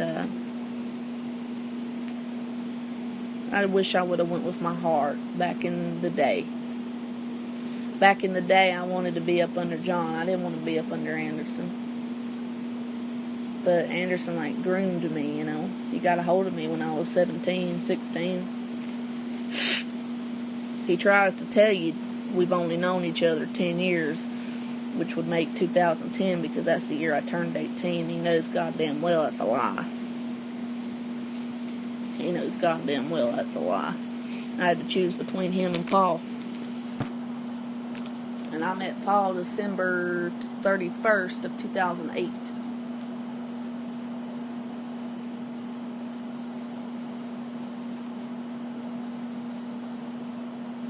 Online, that is.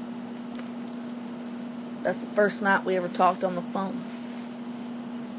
And I talked to him every single day from December 31st, 2008 until June 2nd, 2010.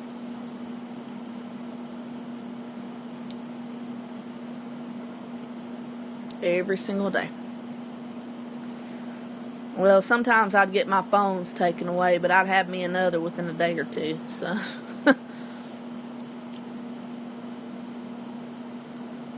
Well, I had a full scholarship I could have went to Duke, because my grades were really good in high school, Rena. They were good. Hey, Patty! Patty's here! Guys, we gotta get Patty's channel more views and shit. Now, I got Street Life a shit ton of views as soon as I shared his shit. But Patty deserves more views. She has the cutest little videos. Good to see you, Patty. Mwah. My little Patty's here. And Rena, see how sweet. See how I love having Rena and Patty both in the stream. It's rare to get them both in the stream. So, I feel very privileged. They're both so sweet. I mean, who doesn't Rena get along with? Dude, Patty, scroll back up and read what Rena wrote about her neighbor, even though she's getting ready to move. I'm going to keep this stream up, by the way, even though you guys think I'm creeping on a house. Patty, I feel alright. I'm doing better with my dialysis. I actually got up and went to my makeup treatment, which I never do, because they always schedule them at 5 or 6 o'clock in the morning, and I don't get out of dialysis now until sometimes 11 o'clock at night. But, yeah. So, I'm doing good. I'm not eating very much. In the past, today I've had nothing to eat, not a single bite. I've had a pumpkin spice latte that I got on film. I've had a Dole orange juice, and I've had a cranberry grape juice. I've had no food. Yesterday, I had a half of a chocolate chip muffin, and that was it. The day before that, I had 2 saltine crackers, and that was it. Marcus has been telling me to eat and begging me to eat, but he's brought home some stuff, but I don't know what he's brought home. Let me look in the freezer, because I gotta make myself something to eat, because you know what, they did a protein test on me, and they did the nutrition test, and they're like, you're not eating enough at all. And I'm like, I know my energy, I don't want to eat, I'm just not, I have no appetite, and some days I do, but most of the time I don't. And they're like, Abby, when you're here, do you have an appetite? I'm like, I have more of an appetite when I'm here, but in general, no, I don't have an appetite unless I have my Xanax. Really, the only thing that makes me eat or want to eat is Xanax and marijuana. But I don't like to smoke marijuana. Unless I get desperate, and I haven't eaten in like 5 days, But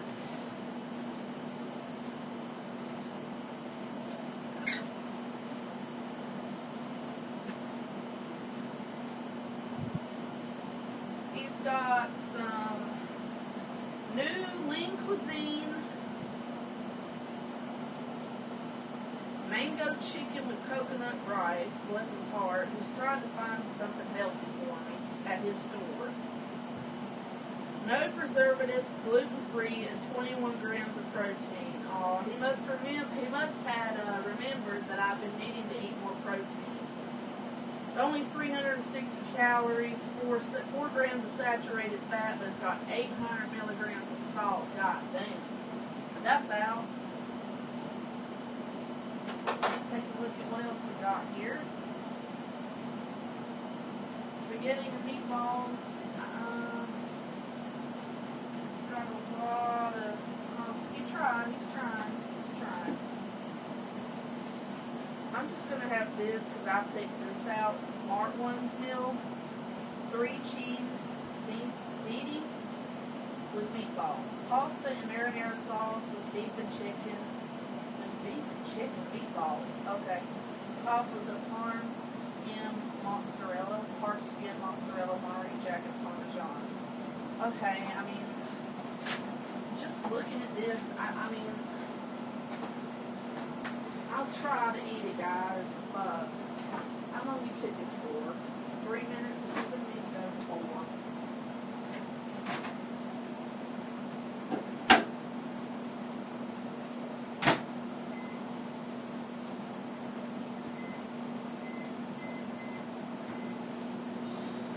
Marcus will get his fucking ass home. I don't know what he's out doing.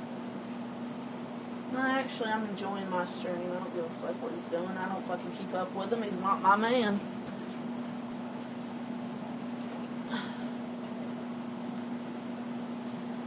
What you guys doing? Patty, lean cuisine dinners are pretty good, Abster.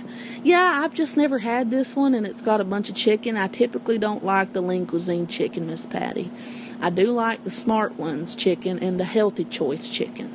The Healthy Choice chicken is amazing. But, woo, that had 800 milligrams of salt. Patty says, I want to read what Patty says. Good morning, Uncle Dale. Good morning. Mwah. Good to see you. That's my real uncle, Patty. My sweet Abby, as your YouTube mama, I need you to eat. I know it's hard. I've been so worried about you. Haven't you seen where I've been, commenting on your videos? Don't worry about me, sweetie. It's only a matter of time before I pass. It truly is. It just goes along with the disease. I hope you're doing good, Uncle Dale. We've had a pretty interesting chat in here tonight. Patty's real sweet, Uncle Dale. You'll like her a lot. So is Rena Hensley. Real good people in here tonight. Kickstand was in here earlier. He's cool too. Who else was in here? Super Cereal and White Tupac are very cool as well with me. Chris Bliss is cool.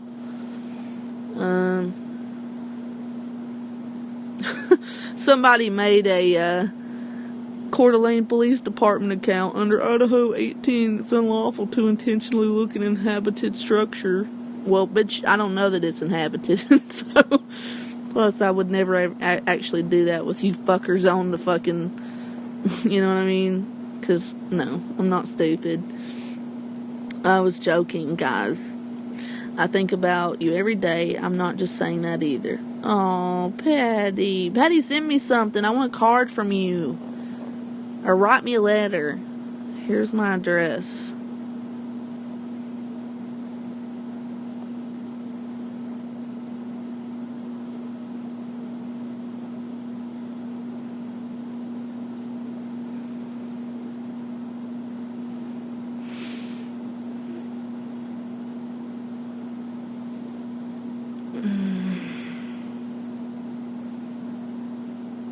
It's apartment 2. I forgot to put the apartment, but there you go. 724 North 7th Street, apartment 2, Coeur d'Alene, Idaho 83814. If you just put CDA 83814, they should get it. Yes, Abby, I've seen the comments and appreciate them. Well, I miss you. So, I don't go out of my way to go to many people's channels, so... Good morning, Uncle Dale. I have been up all night packing, and it's 5:19 a.m. Are you, Rena, when are you moving? When do you have to move out? Oh, she's got to go. That sucks. Fuck. Alrighty, cool. I can't delete it, but, you know, it's cool. Everybody knows my docs. Thanks to John, Melton John.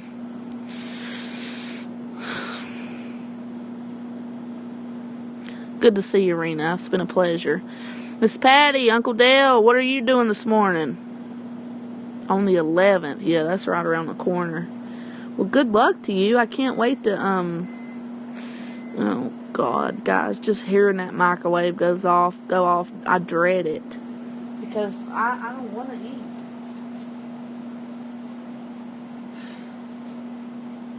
I'm doing this for fucking Patty. I don't want to fucking eat.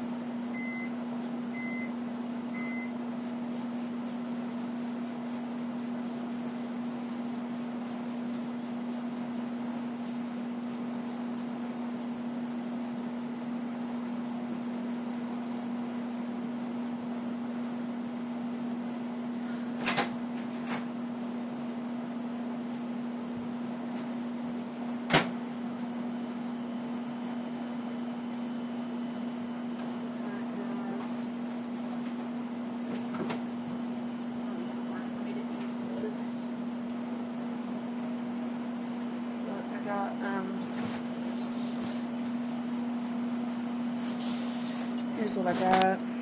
Just some pasta and a little bit of cheese and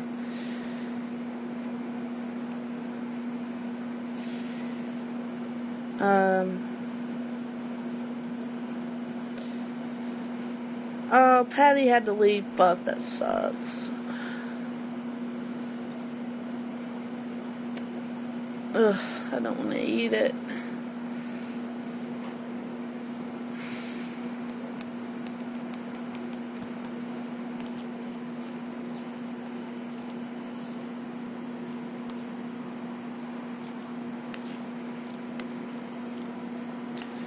I don't know.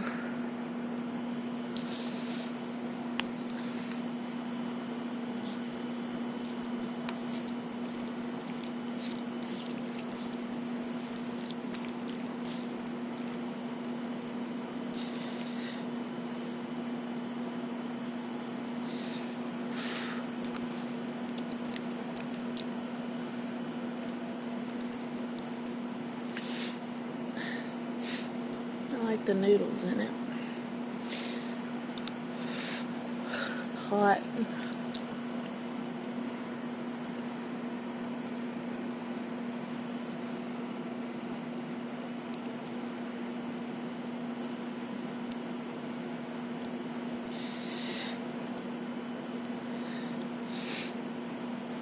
Try a piece of meat.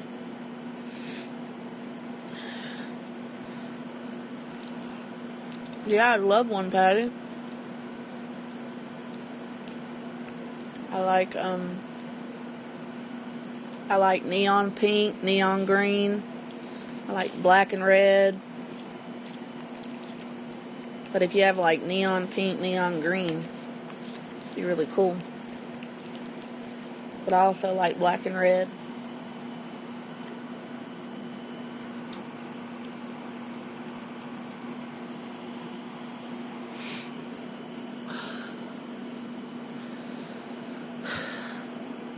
Hey, Wendy, what's up?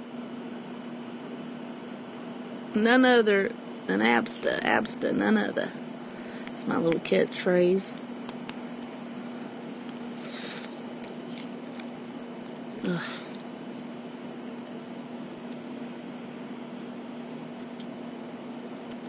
It's hard to eat this. I don't understand why I'm not eating, not wanting to eat.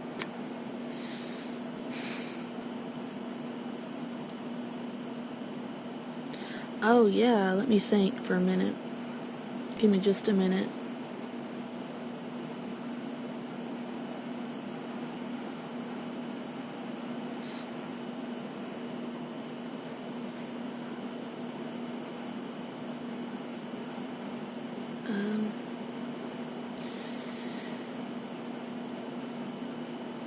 I like cats. I like long-haired Persian cats.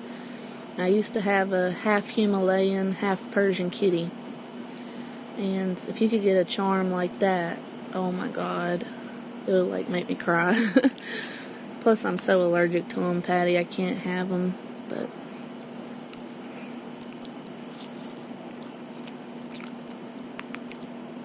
really long-haired cat.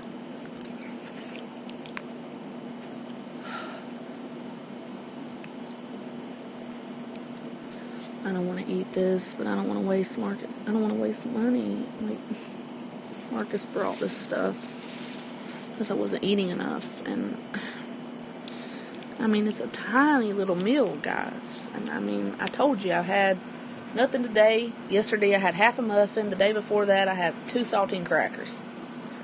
And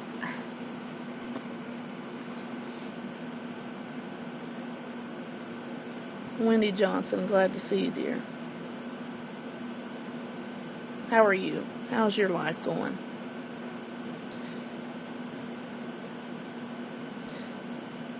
But yeah, I do like cats. I like hummingbirds too. They remind me of when I grew up in the South. Used to see a lot of them down there too. So I like hummingbirds too, Miss Patty. I love them actually.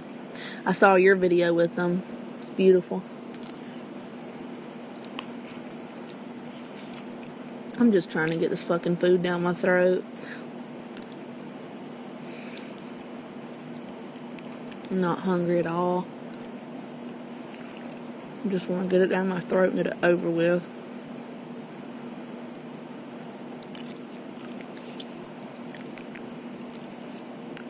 God.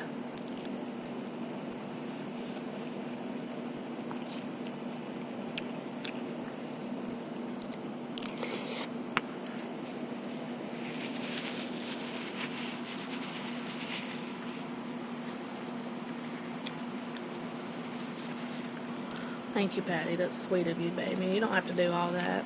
Even a handwritten note would be nice. I might put one for you and for me. Oh, wow. That'd be cool. I'd love to have one. Yeah. If you're willing to do that, I'd love it. Oh, my God. I'd probably hang it up on the wall. I'd hang it up there. Probably underneath my little owls. Or maybe above the bed. Yep. If you include, yeah. I'd love to have one with a charm that is sentimental to you, Miss Patty. For sure.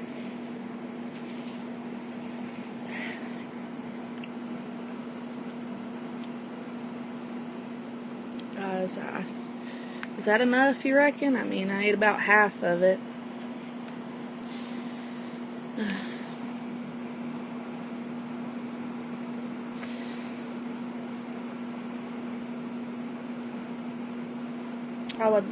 Whichever one you like the best, Miss Patty.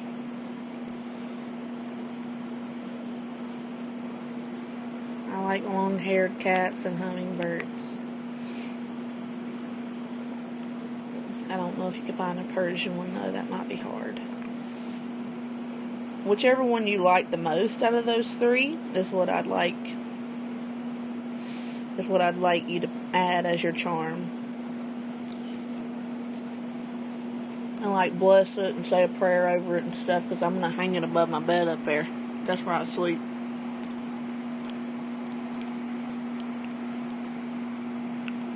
Thank you, Uncle Dale. I love you too.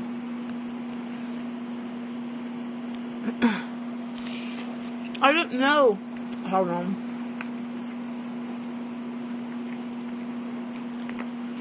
I didn't know, Uncle Dale, that you'd never seen that picture of me in my last thumbnail. You've never seen that picture of me? I thought you were at that birthday party.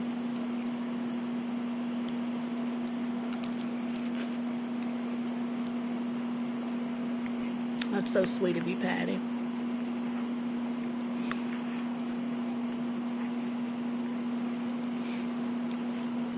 Yeah, Uncle Dale's a sweetheart.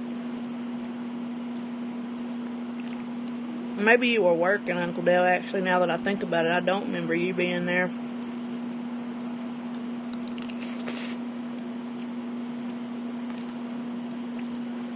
But it was up at Mama's.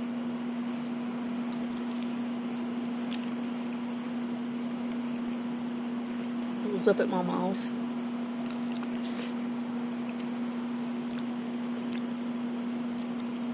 Oh, I'm sorry.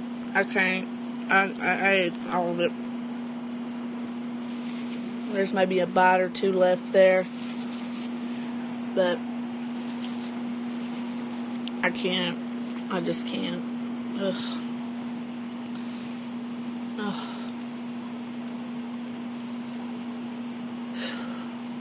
God, that was painful to eat that. I wasn't in the mood to eat. I did it for Patty. I ate that little 300 calorie meal for you. Elvis Travels, what's up, bud? How can I help you? Woo! Choochin', woo! No, I never seen it till yesterday. Yeah, it's one that I took from my parents' bedroom at their house.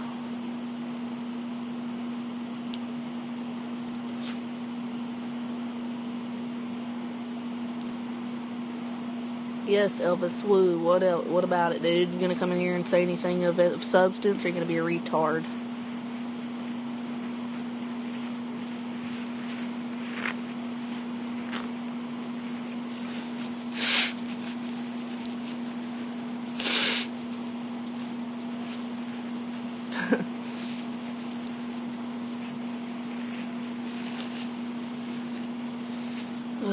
Thank you, Patty. It was hard to do that. I just feel sluggish now. I don't know why.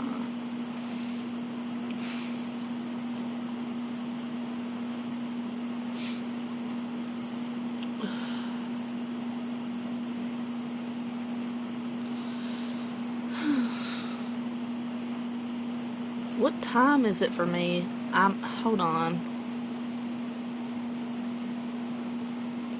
It's only 2:35. 2:35 a.m. My sweet little Patty is up.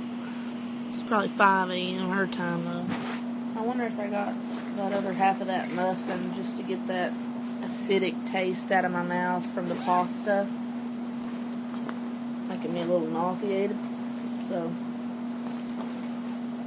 this is the muffin. When I said I had half of it, I had less than half of it. But I'm going to put my couple paper towels here so I don't get the crumbs on my bed. And see if I can't eat a little bit of this.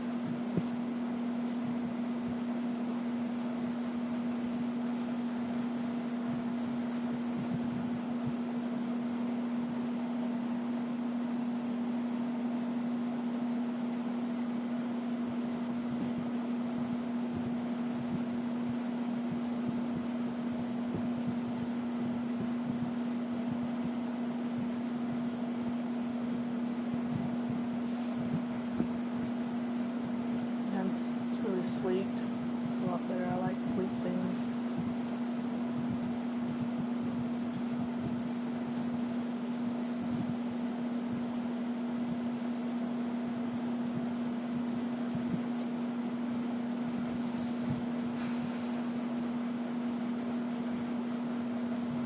I took 2 bites off of it. That's all I understand.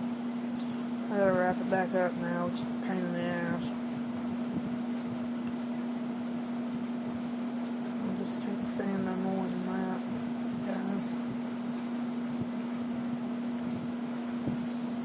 I tried. Better than nothing.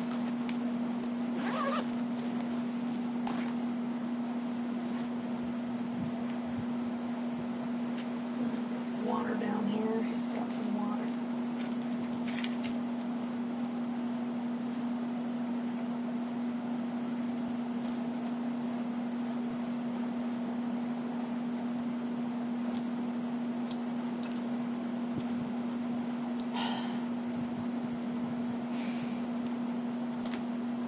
Typically like water, but that was pretty good.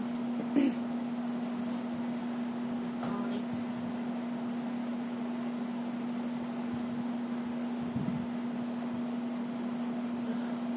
God, Patty, I feel like I've stuffed my stomach with a little 300 calorie fucking pasta dish and 2 bites off of a damn...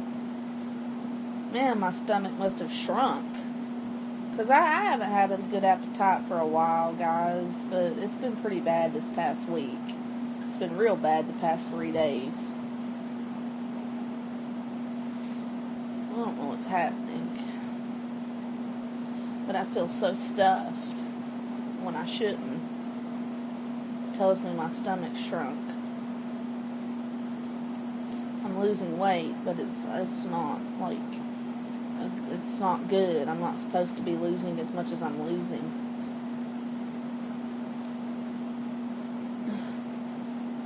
I don't want to have to be on any other medications to bring up appetite. You know, I mean, the fact of the matter is, I have 2 kidneys that are vital organs you need to live that don't work. So that, you know, comes along with the fucking territory.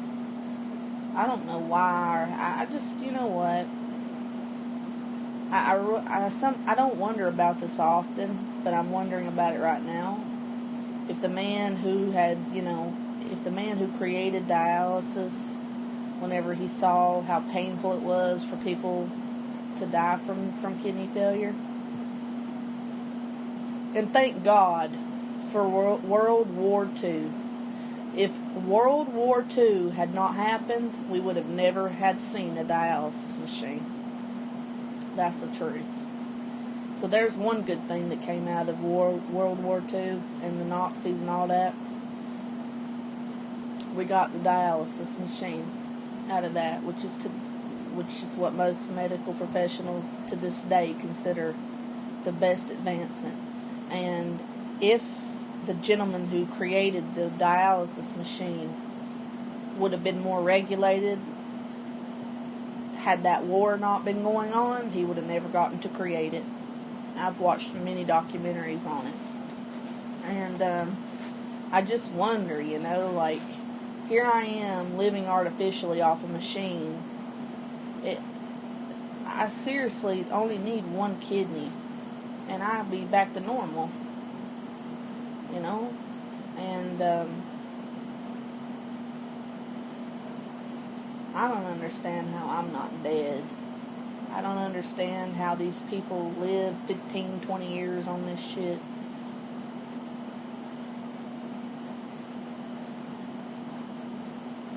The average life expectancy is 7. I've been on it about 3. In December it'll be 3. And the one thing that I wanted to do, guys, the one thing I wanted to do before I died,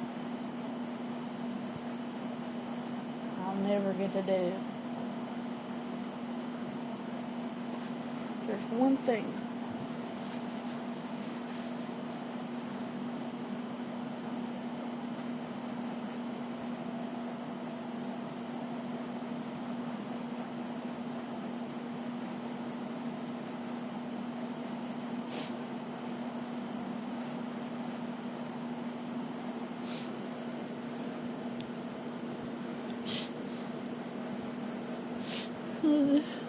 God, Marcus is coming in. I don't want to cry in front of him, so I gotta get it together.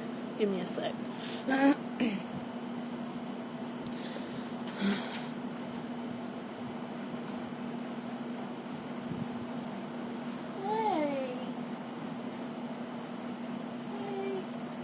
Shut the door, please.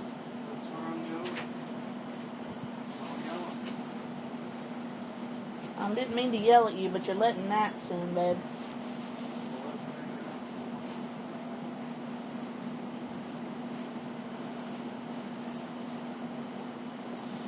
Sorry, I can't fake happiness. I'm usually greeting him with a real happy smile and stuff. And, hey, baby, how's your day at work go? Was it slow like you said it would be because of the camping? What did you bring me? Orange juice, sweet tea, and ice. Thank you, dear.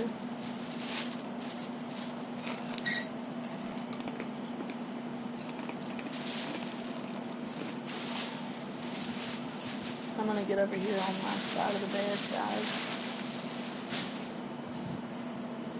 Let me throw this away. Hold on a minute. I feel like crying still. That goddamn Milton John.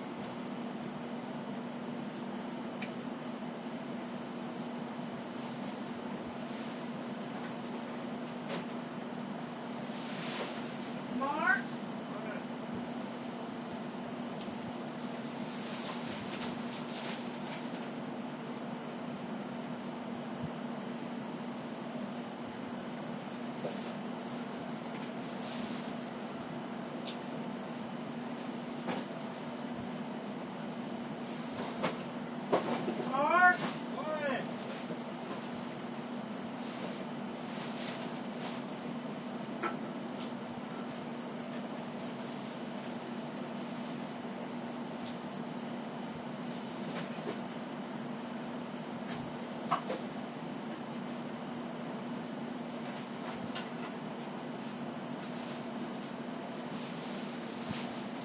Will you take the trash out when you come out?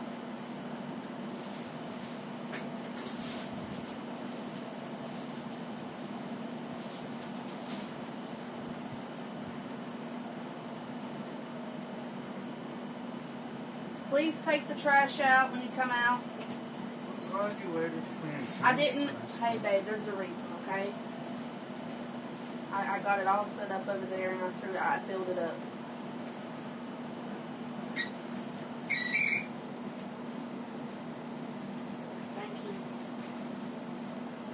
please close the door as quick as you can because there's gnats in here. They're coming in here for these sweet drinks and shit that I'm leaving around. They're coming in from that fucking air conditioning unit sitting in our window. I'm about to have you take it out. Yeah, sorry guys. I had a bunch of gnats fly out of my garbage can, even though or my garbage bag.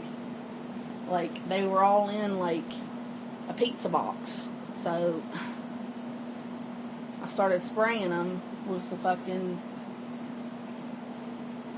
wood cleaner.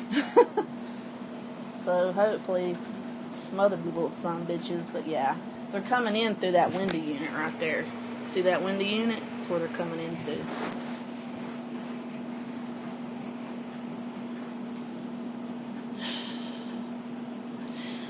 She says it's 58 degrees. Oh, Patty, what a lovely temperature. I told you this before. If I was in better health and younger, I would come to CDA and give you a kidney. I know, Patty. What is the one thing, Patrick Purdy? The one thing is that I love Milton John, and I want to meet him.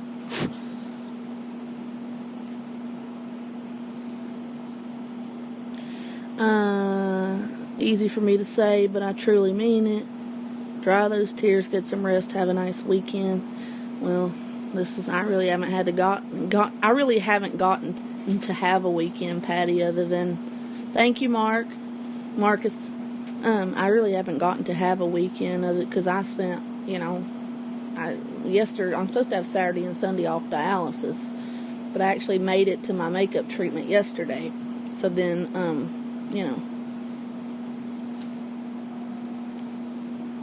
no, he's not missing.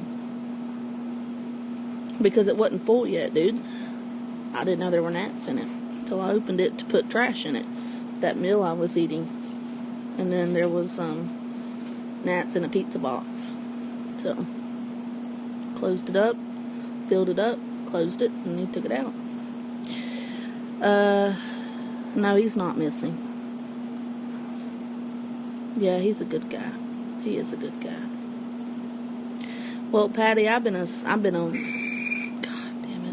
asleep for like 12 hours. I woke up at midnight.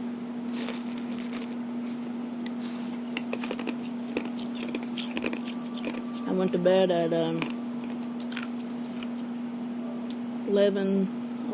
12 p.m. my time because I left dialysis at 10 a.m. yesterday, and you looking for headphones, hon? Alright, let me find them. Hold on.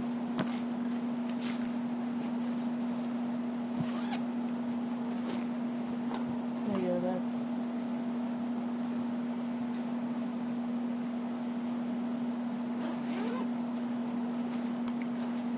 He's going to put his headphones in, and I'm going to get over here on my side. Mark, will you open that? I don't want to spill this ice everywhere. Yeah, you can turn the light off, sure. I'm going to get over here on my side of the bed. Honey, you've got to stop hitting my fan. You've got to stop hitting it. That's the only way. You dropped a drink. Pick it up. Did it get all over the floor? Clean it up. It's going to attract a ton of gnats. Put it on the rug. It's okay. No, I don't want that on the rug. No, that's not okay. Here's paper towels. Well, then why did you put it right there in the corner? Please. You're like, here's paper towels. Just fucking try to get it up as best you can. That's why I bought all them paper towels.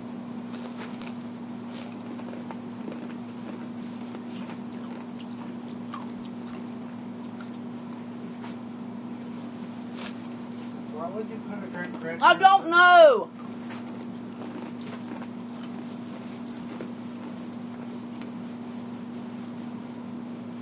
And then,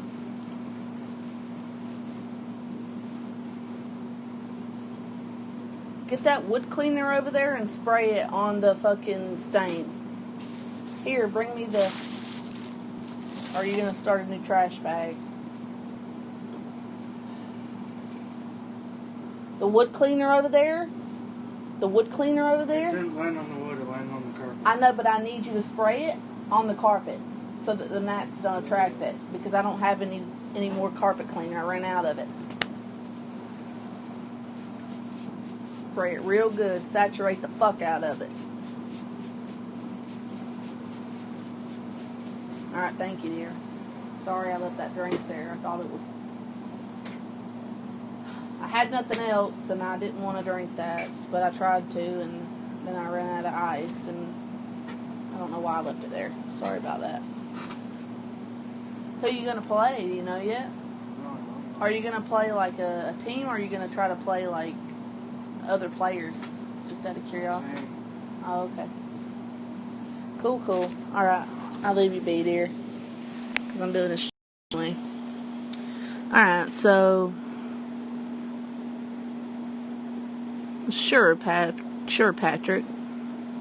I would like that. Oh, Patty, you're so sweet.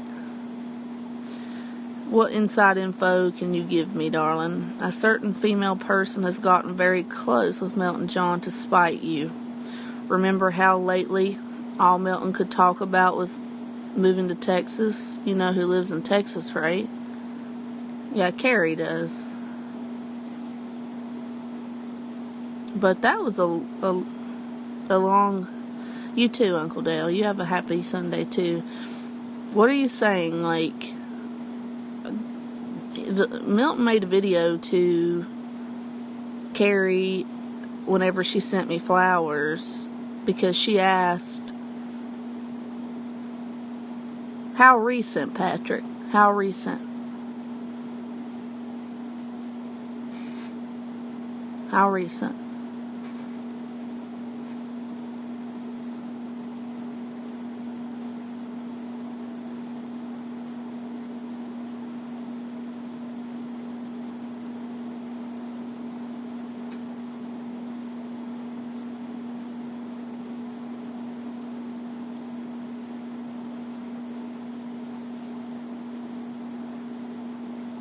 Carrie, come in here. I need to know how recent too, and Carrie, I need to know what he's talking about. Because Patrick, don't run, stay in here, honey. So here's the deal. Carrie was talking to Milton, sure. And then Milton made a video, what 6 months back? 4 or 5 months back? And he stated how he hated Carrie and me, and he disowned her and everything else. Carrie, are you talking? No, Patrick, you should stay. Carrie, are you talking to him right now? You are talking to Milton right now.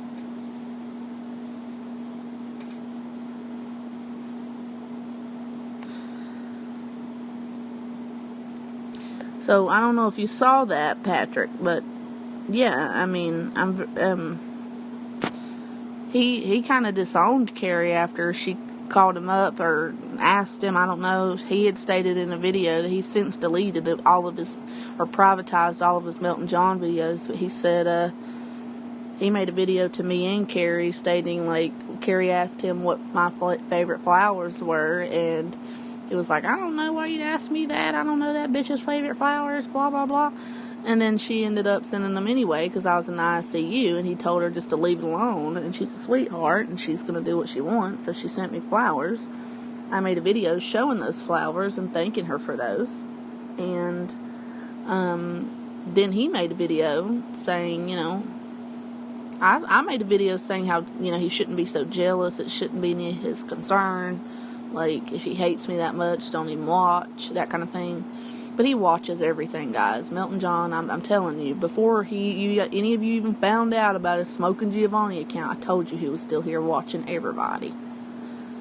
And he admitted to it in one of his cigar videos as of recent. So, anyway, that's besides the point. The point is that he disowned Carrie after that, to my knowledge. Now, Patrick, do you have any other thing? Like, how recent were you talking, dear? Because, to my knowledge, and from what Carrie's saying, she hasn't talked to him since. She's got a man too, Patrick, just so you know. And let me read this. Illuminati Splinter Cell. He never talked to me again. Then Carrie said no. I said yeah too. He made a video. No, it was because I sent you flowers. Yeah. So I recapped all that, Carrie, just now before I even read that. And then Patrick says, Carrie is going after the guys you are in love with to spite you. Well, she has done that in the past, but she saved me from one of them. I don't think she's doing that now. In the ICU, Patrick, just imagine if I did. Yeah, Milton was mad. He then told Rick to break up with me because of the flowers. I remember me telling Carrie one time when she was making a lot of coloring videos and she said something was wrong, and she told me, I said, don't give up on Rick, because Rick obviously loves her in order for him to reach out and, try to save the relationship or whatever. I don't know. He told you that? He told Reckington to do that? That's disgusting, Carrie. Why were you going after Milton John knowing Abby loves Milton? Answer this question. What do you mean she was going after him? Said he was going to give me a heart attack. Who, Carrie?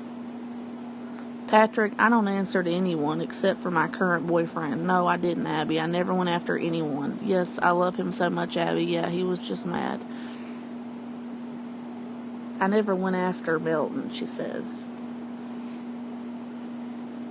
I am curious, Carrie, and obviously you don't have to answer, but how did you go from not knowing him at all to talking to him privately and then getting him into a position where he was so distraught over you sending me a bouquet of flowers that he not only made a video, well, he was talking about both me and you in it, but he not only said, oh, you ruined whatever you could have had with me, but you also made him mad enough to try to go after your own man.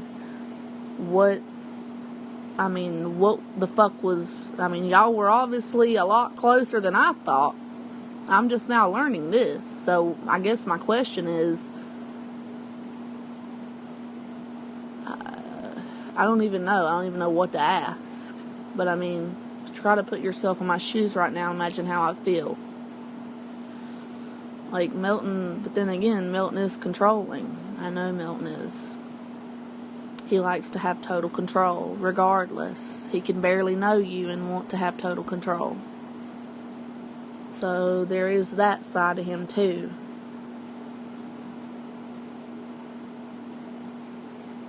I'm not listening to trolls.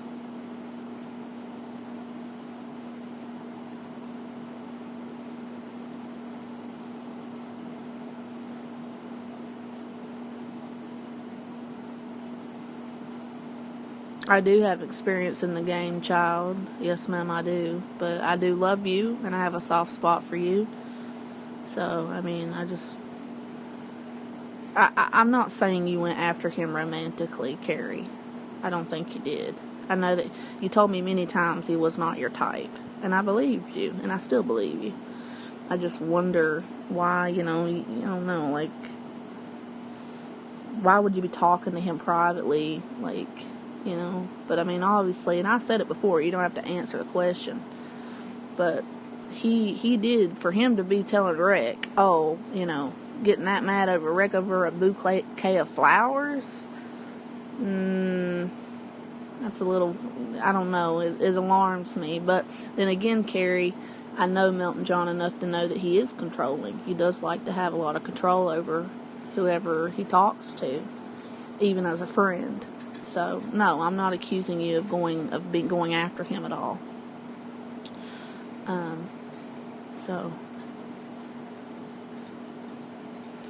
You wanted to get close to Milton despite Abby, and that is why you started visiting his streams. Abby once considered taking on Milton John as her roommate. They were close.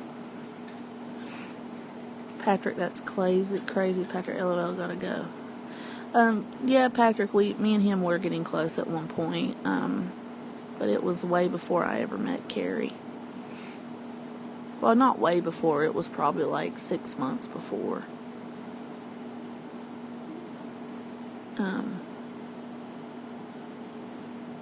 Maybe a part of her did that when she was mad at me, but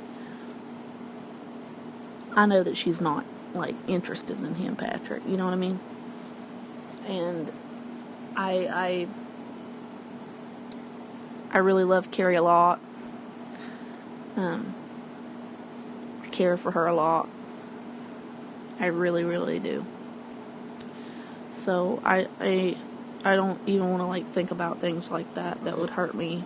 But I'm sitting here putting two and two together, and I understand where you're coming from, Patrick, but I don't know you at all. I understand the questions you're asking and stuff because she went after Anderson, but that was a long time ago. I mean, she saved me from him. You know what? The only thing good that ever came out of me and Anderson's friendship, whatever the fuck, was Carrie Bridges and my friendship with her. And I still believe that to this day. Truthfully, in my heart, I do.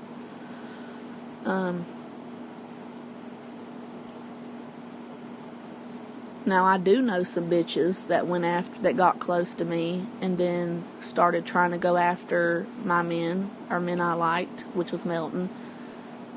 Like Hazel, she did it. She had owned up to it, and she apologized before she deleted her Hazel Reptile account. But I've never seen Carrie. But then again, I don't know what they talked about privately. I don't know. So, I don't know. Carrie would have to answer that. But, you know, again, that's something that is her choice to answer. You know, she doesn't have to. I'm not, you know, I don't want to make her feel obligated to answer anything, because she doesn't have to. You know, she's right about that.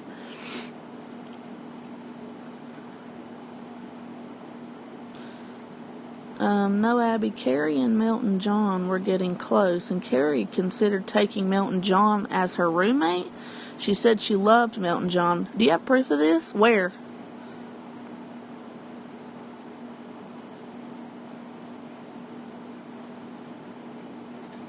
Thank you, Patty.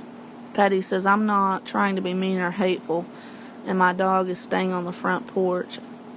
I'm just an old lady, but based on what I've seen, Abby doesn't fall into the troll net. No, for sure. I tried my best not to, but I am willing to hear anybody out. Out of all the guys in the USA, she has to get close with Melton John. Think about it, Abby. Carrie is still friends with Anderson. She got you out of the way so she can have him for herself. Carrie is not to be trusted.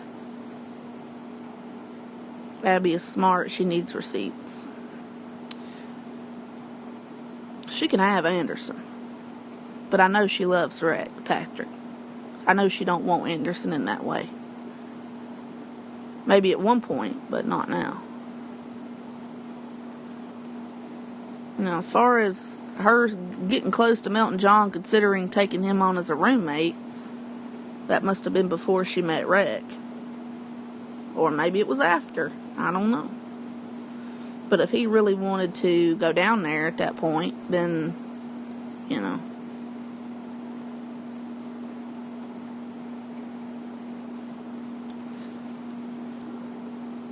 I would have been devastated had Melton went to fucking Texas.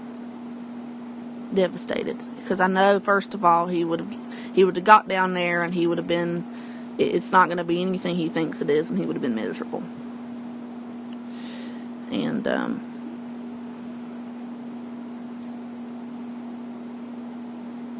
the receipts are in the chats on Melton's live streams. They discuss these things in public on chat. Well, dear, guess what? I've watched every single live stream that Melton ever made. Are you talking about on his Melton John account? They're all gone now. They're all privatized.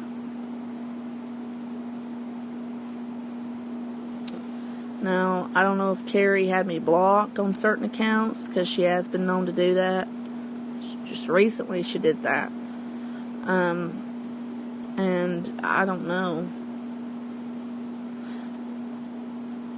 No, I don't think this is Noodles, Carrie. I don't think this is Noodles at all. This person ain't talking like Noodles.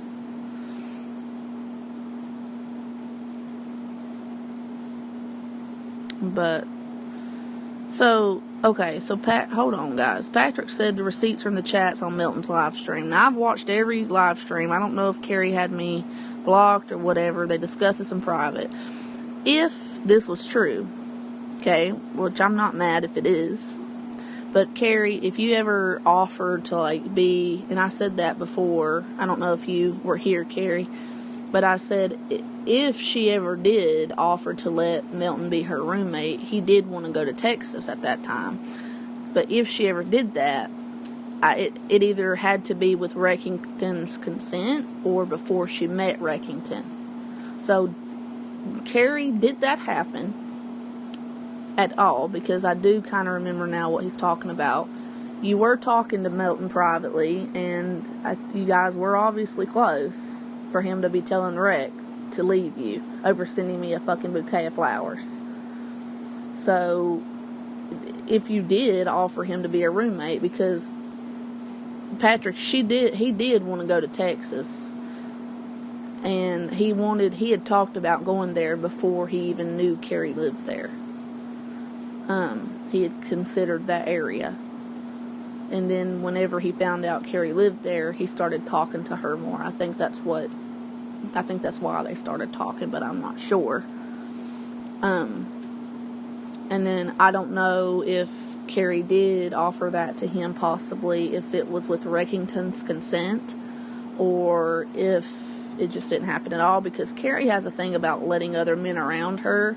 She's very, very particular about that. In real life, she won't let other men around her at all. So I'm a little, from what I know of Carrie, she would not go through with that unless she had already met Reckington and had talked to him about it. So I'm going to read the chat and see what's going on. But no, that ain't Noodles, Carrie. Carrie got her back up. That's her man. Reckington's her man. Yeah, I block you every time you are mean to me. I mean, it's funny, but not true, says Reckington. None of this is true, Abby, says Reckington. Okay. Patrick is definitely Noodles. Yes, it's very funny. That's Noodles? Carrie, you know Noodles a hell of a lot better than I do, but I don't think that's Noodles. Noodles, why would he be in here wanting to start trouble with you? Abby, I've never told Milton he can live here. I have kids. Yeah, that's another good point she makes. And plus, I know she doesn't like to be around other men. You know, Guys, let me catch up. No, he said that on his own. Moving to Texas was not after talking to me. Okay. You said you considered taking him on as a roommate, and that is why all Milton could talk about was moving to Texas. God, that man's talked about wanting to move to a million different places since I've known him, Patrick. He wants to move to DFW. I don't know what that means. Patrick, that's literally a lie. Yeah, thank you, Abby. He wanted to move 4 hours away. No, Reckington wouldn't consent to a man living with me and my kids. She never offered. I know all about it. Okay. And I know that, Patrick, I do know that Carrie runs everything by Rec. So, I trust Rec, and I trust Carrie. And I know Carrie well enough to know that she wouldn't just let some random man come in her house. She never offered. I know all about it. Neither would my family. Carrie, do you have a Facebook account under the name of Bob Smith? Yes or no? And my divorce decree also has restrictions. Patrick, why are you stalking me? I'm not Noodles. Carrie, this ain't Noodles, baby. I'm going to tell you right now, this ain't Noodles. I know that's what you're going to, but it's not. This man ain't Noodles. No way. No way. There's no way. No, Carrie, you have other men that stalk you from your past, that still hate you for going after that crazy son of a bitch Anderson. I just had somebody come to me the other day, or whenever I abandoned my account for a week, and I read a comment, and they were like warning me about you and stuff, and I just ignored them. I watched a couple of their videos, didn't mention anybody by name, said, I hope you're well, sir, don't know who you are, don't know who you're referring to. Plus, I've had men contact me privately about you, Carrie, remember? Your exes? Your ex that, like, he texted me and he was like, oh, he didn't text me, but he was like emailing me, you know, and he was telling me, oh, she does this and that, and I'm so sorry, I'm responsible for even introducing her to your group, and blah, blah, blah. Remember that? Remember I told you about that, Carrie, a long time ago. I will see you later, Abby. Stay safe and well. You too, my sweet little Patty. I love you so much, darling. The only man who stalks me is Noodles. Yeah, but I don't think this is Noodles, honey.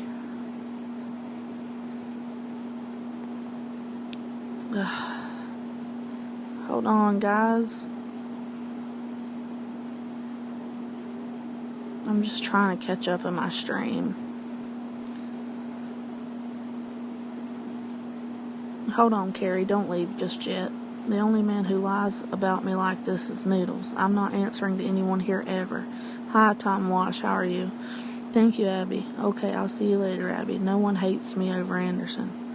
No, that's not what I meant.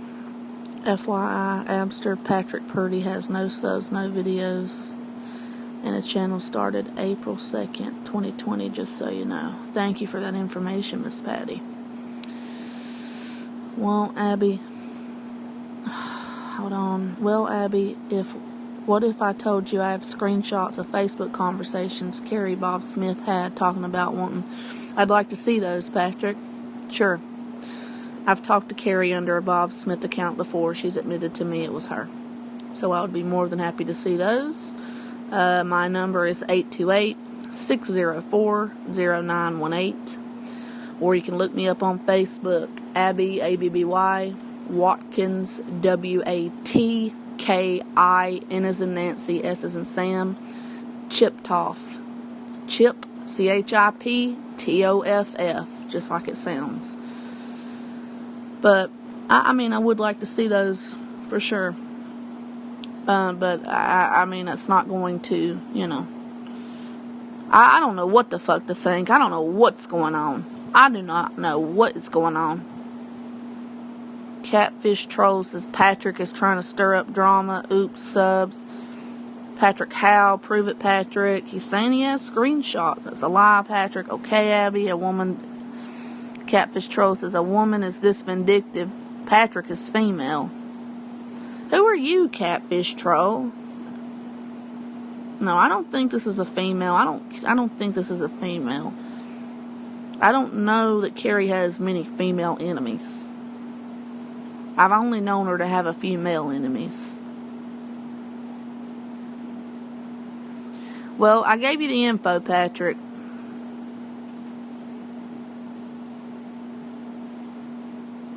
So's what, Hazel? No, this ain't got nothing to do with Hazel. I remember that Bob Smith account, Miss Carrie. You came to me under it.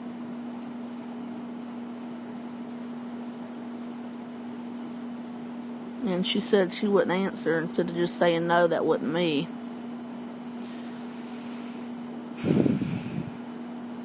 That would really hurt me to find that out. And no, I don't think that's Noodles. That's not Noodles. I gotta go. Again, hit me up, 828-604-0918, or Abby Watkins Chiptoff on Facebook. I gotta go. This is fucked up. This is, wow.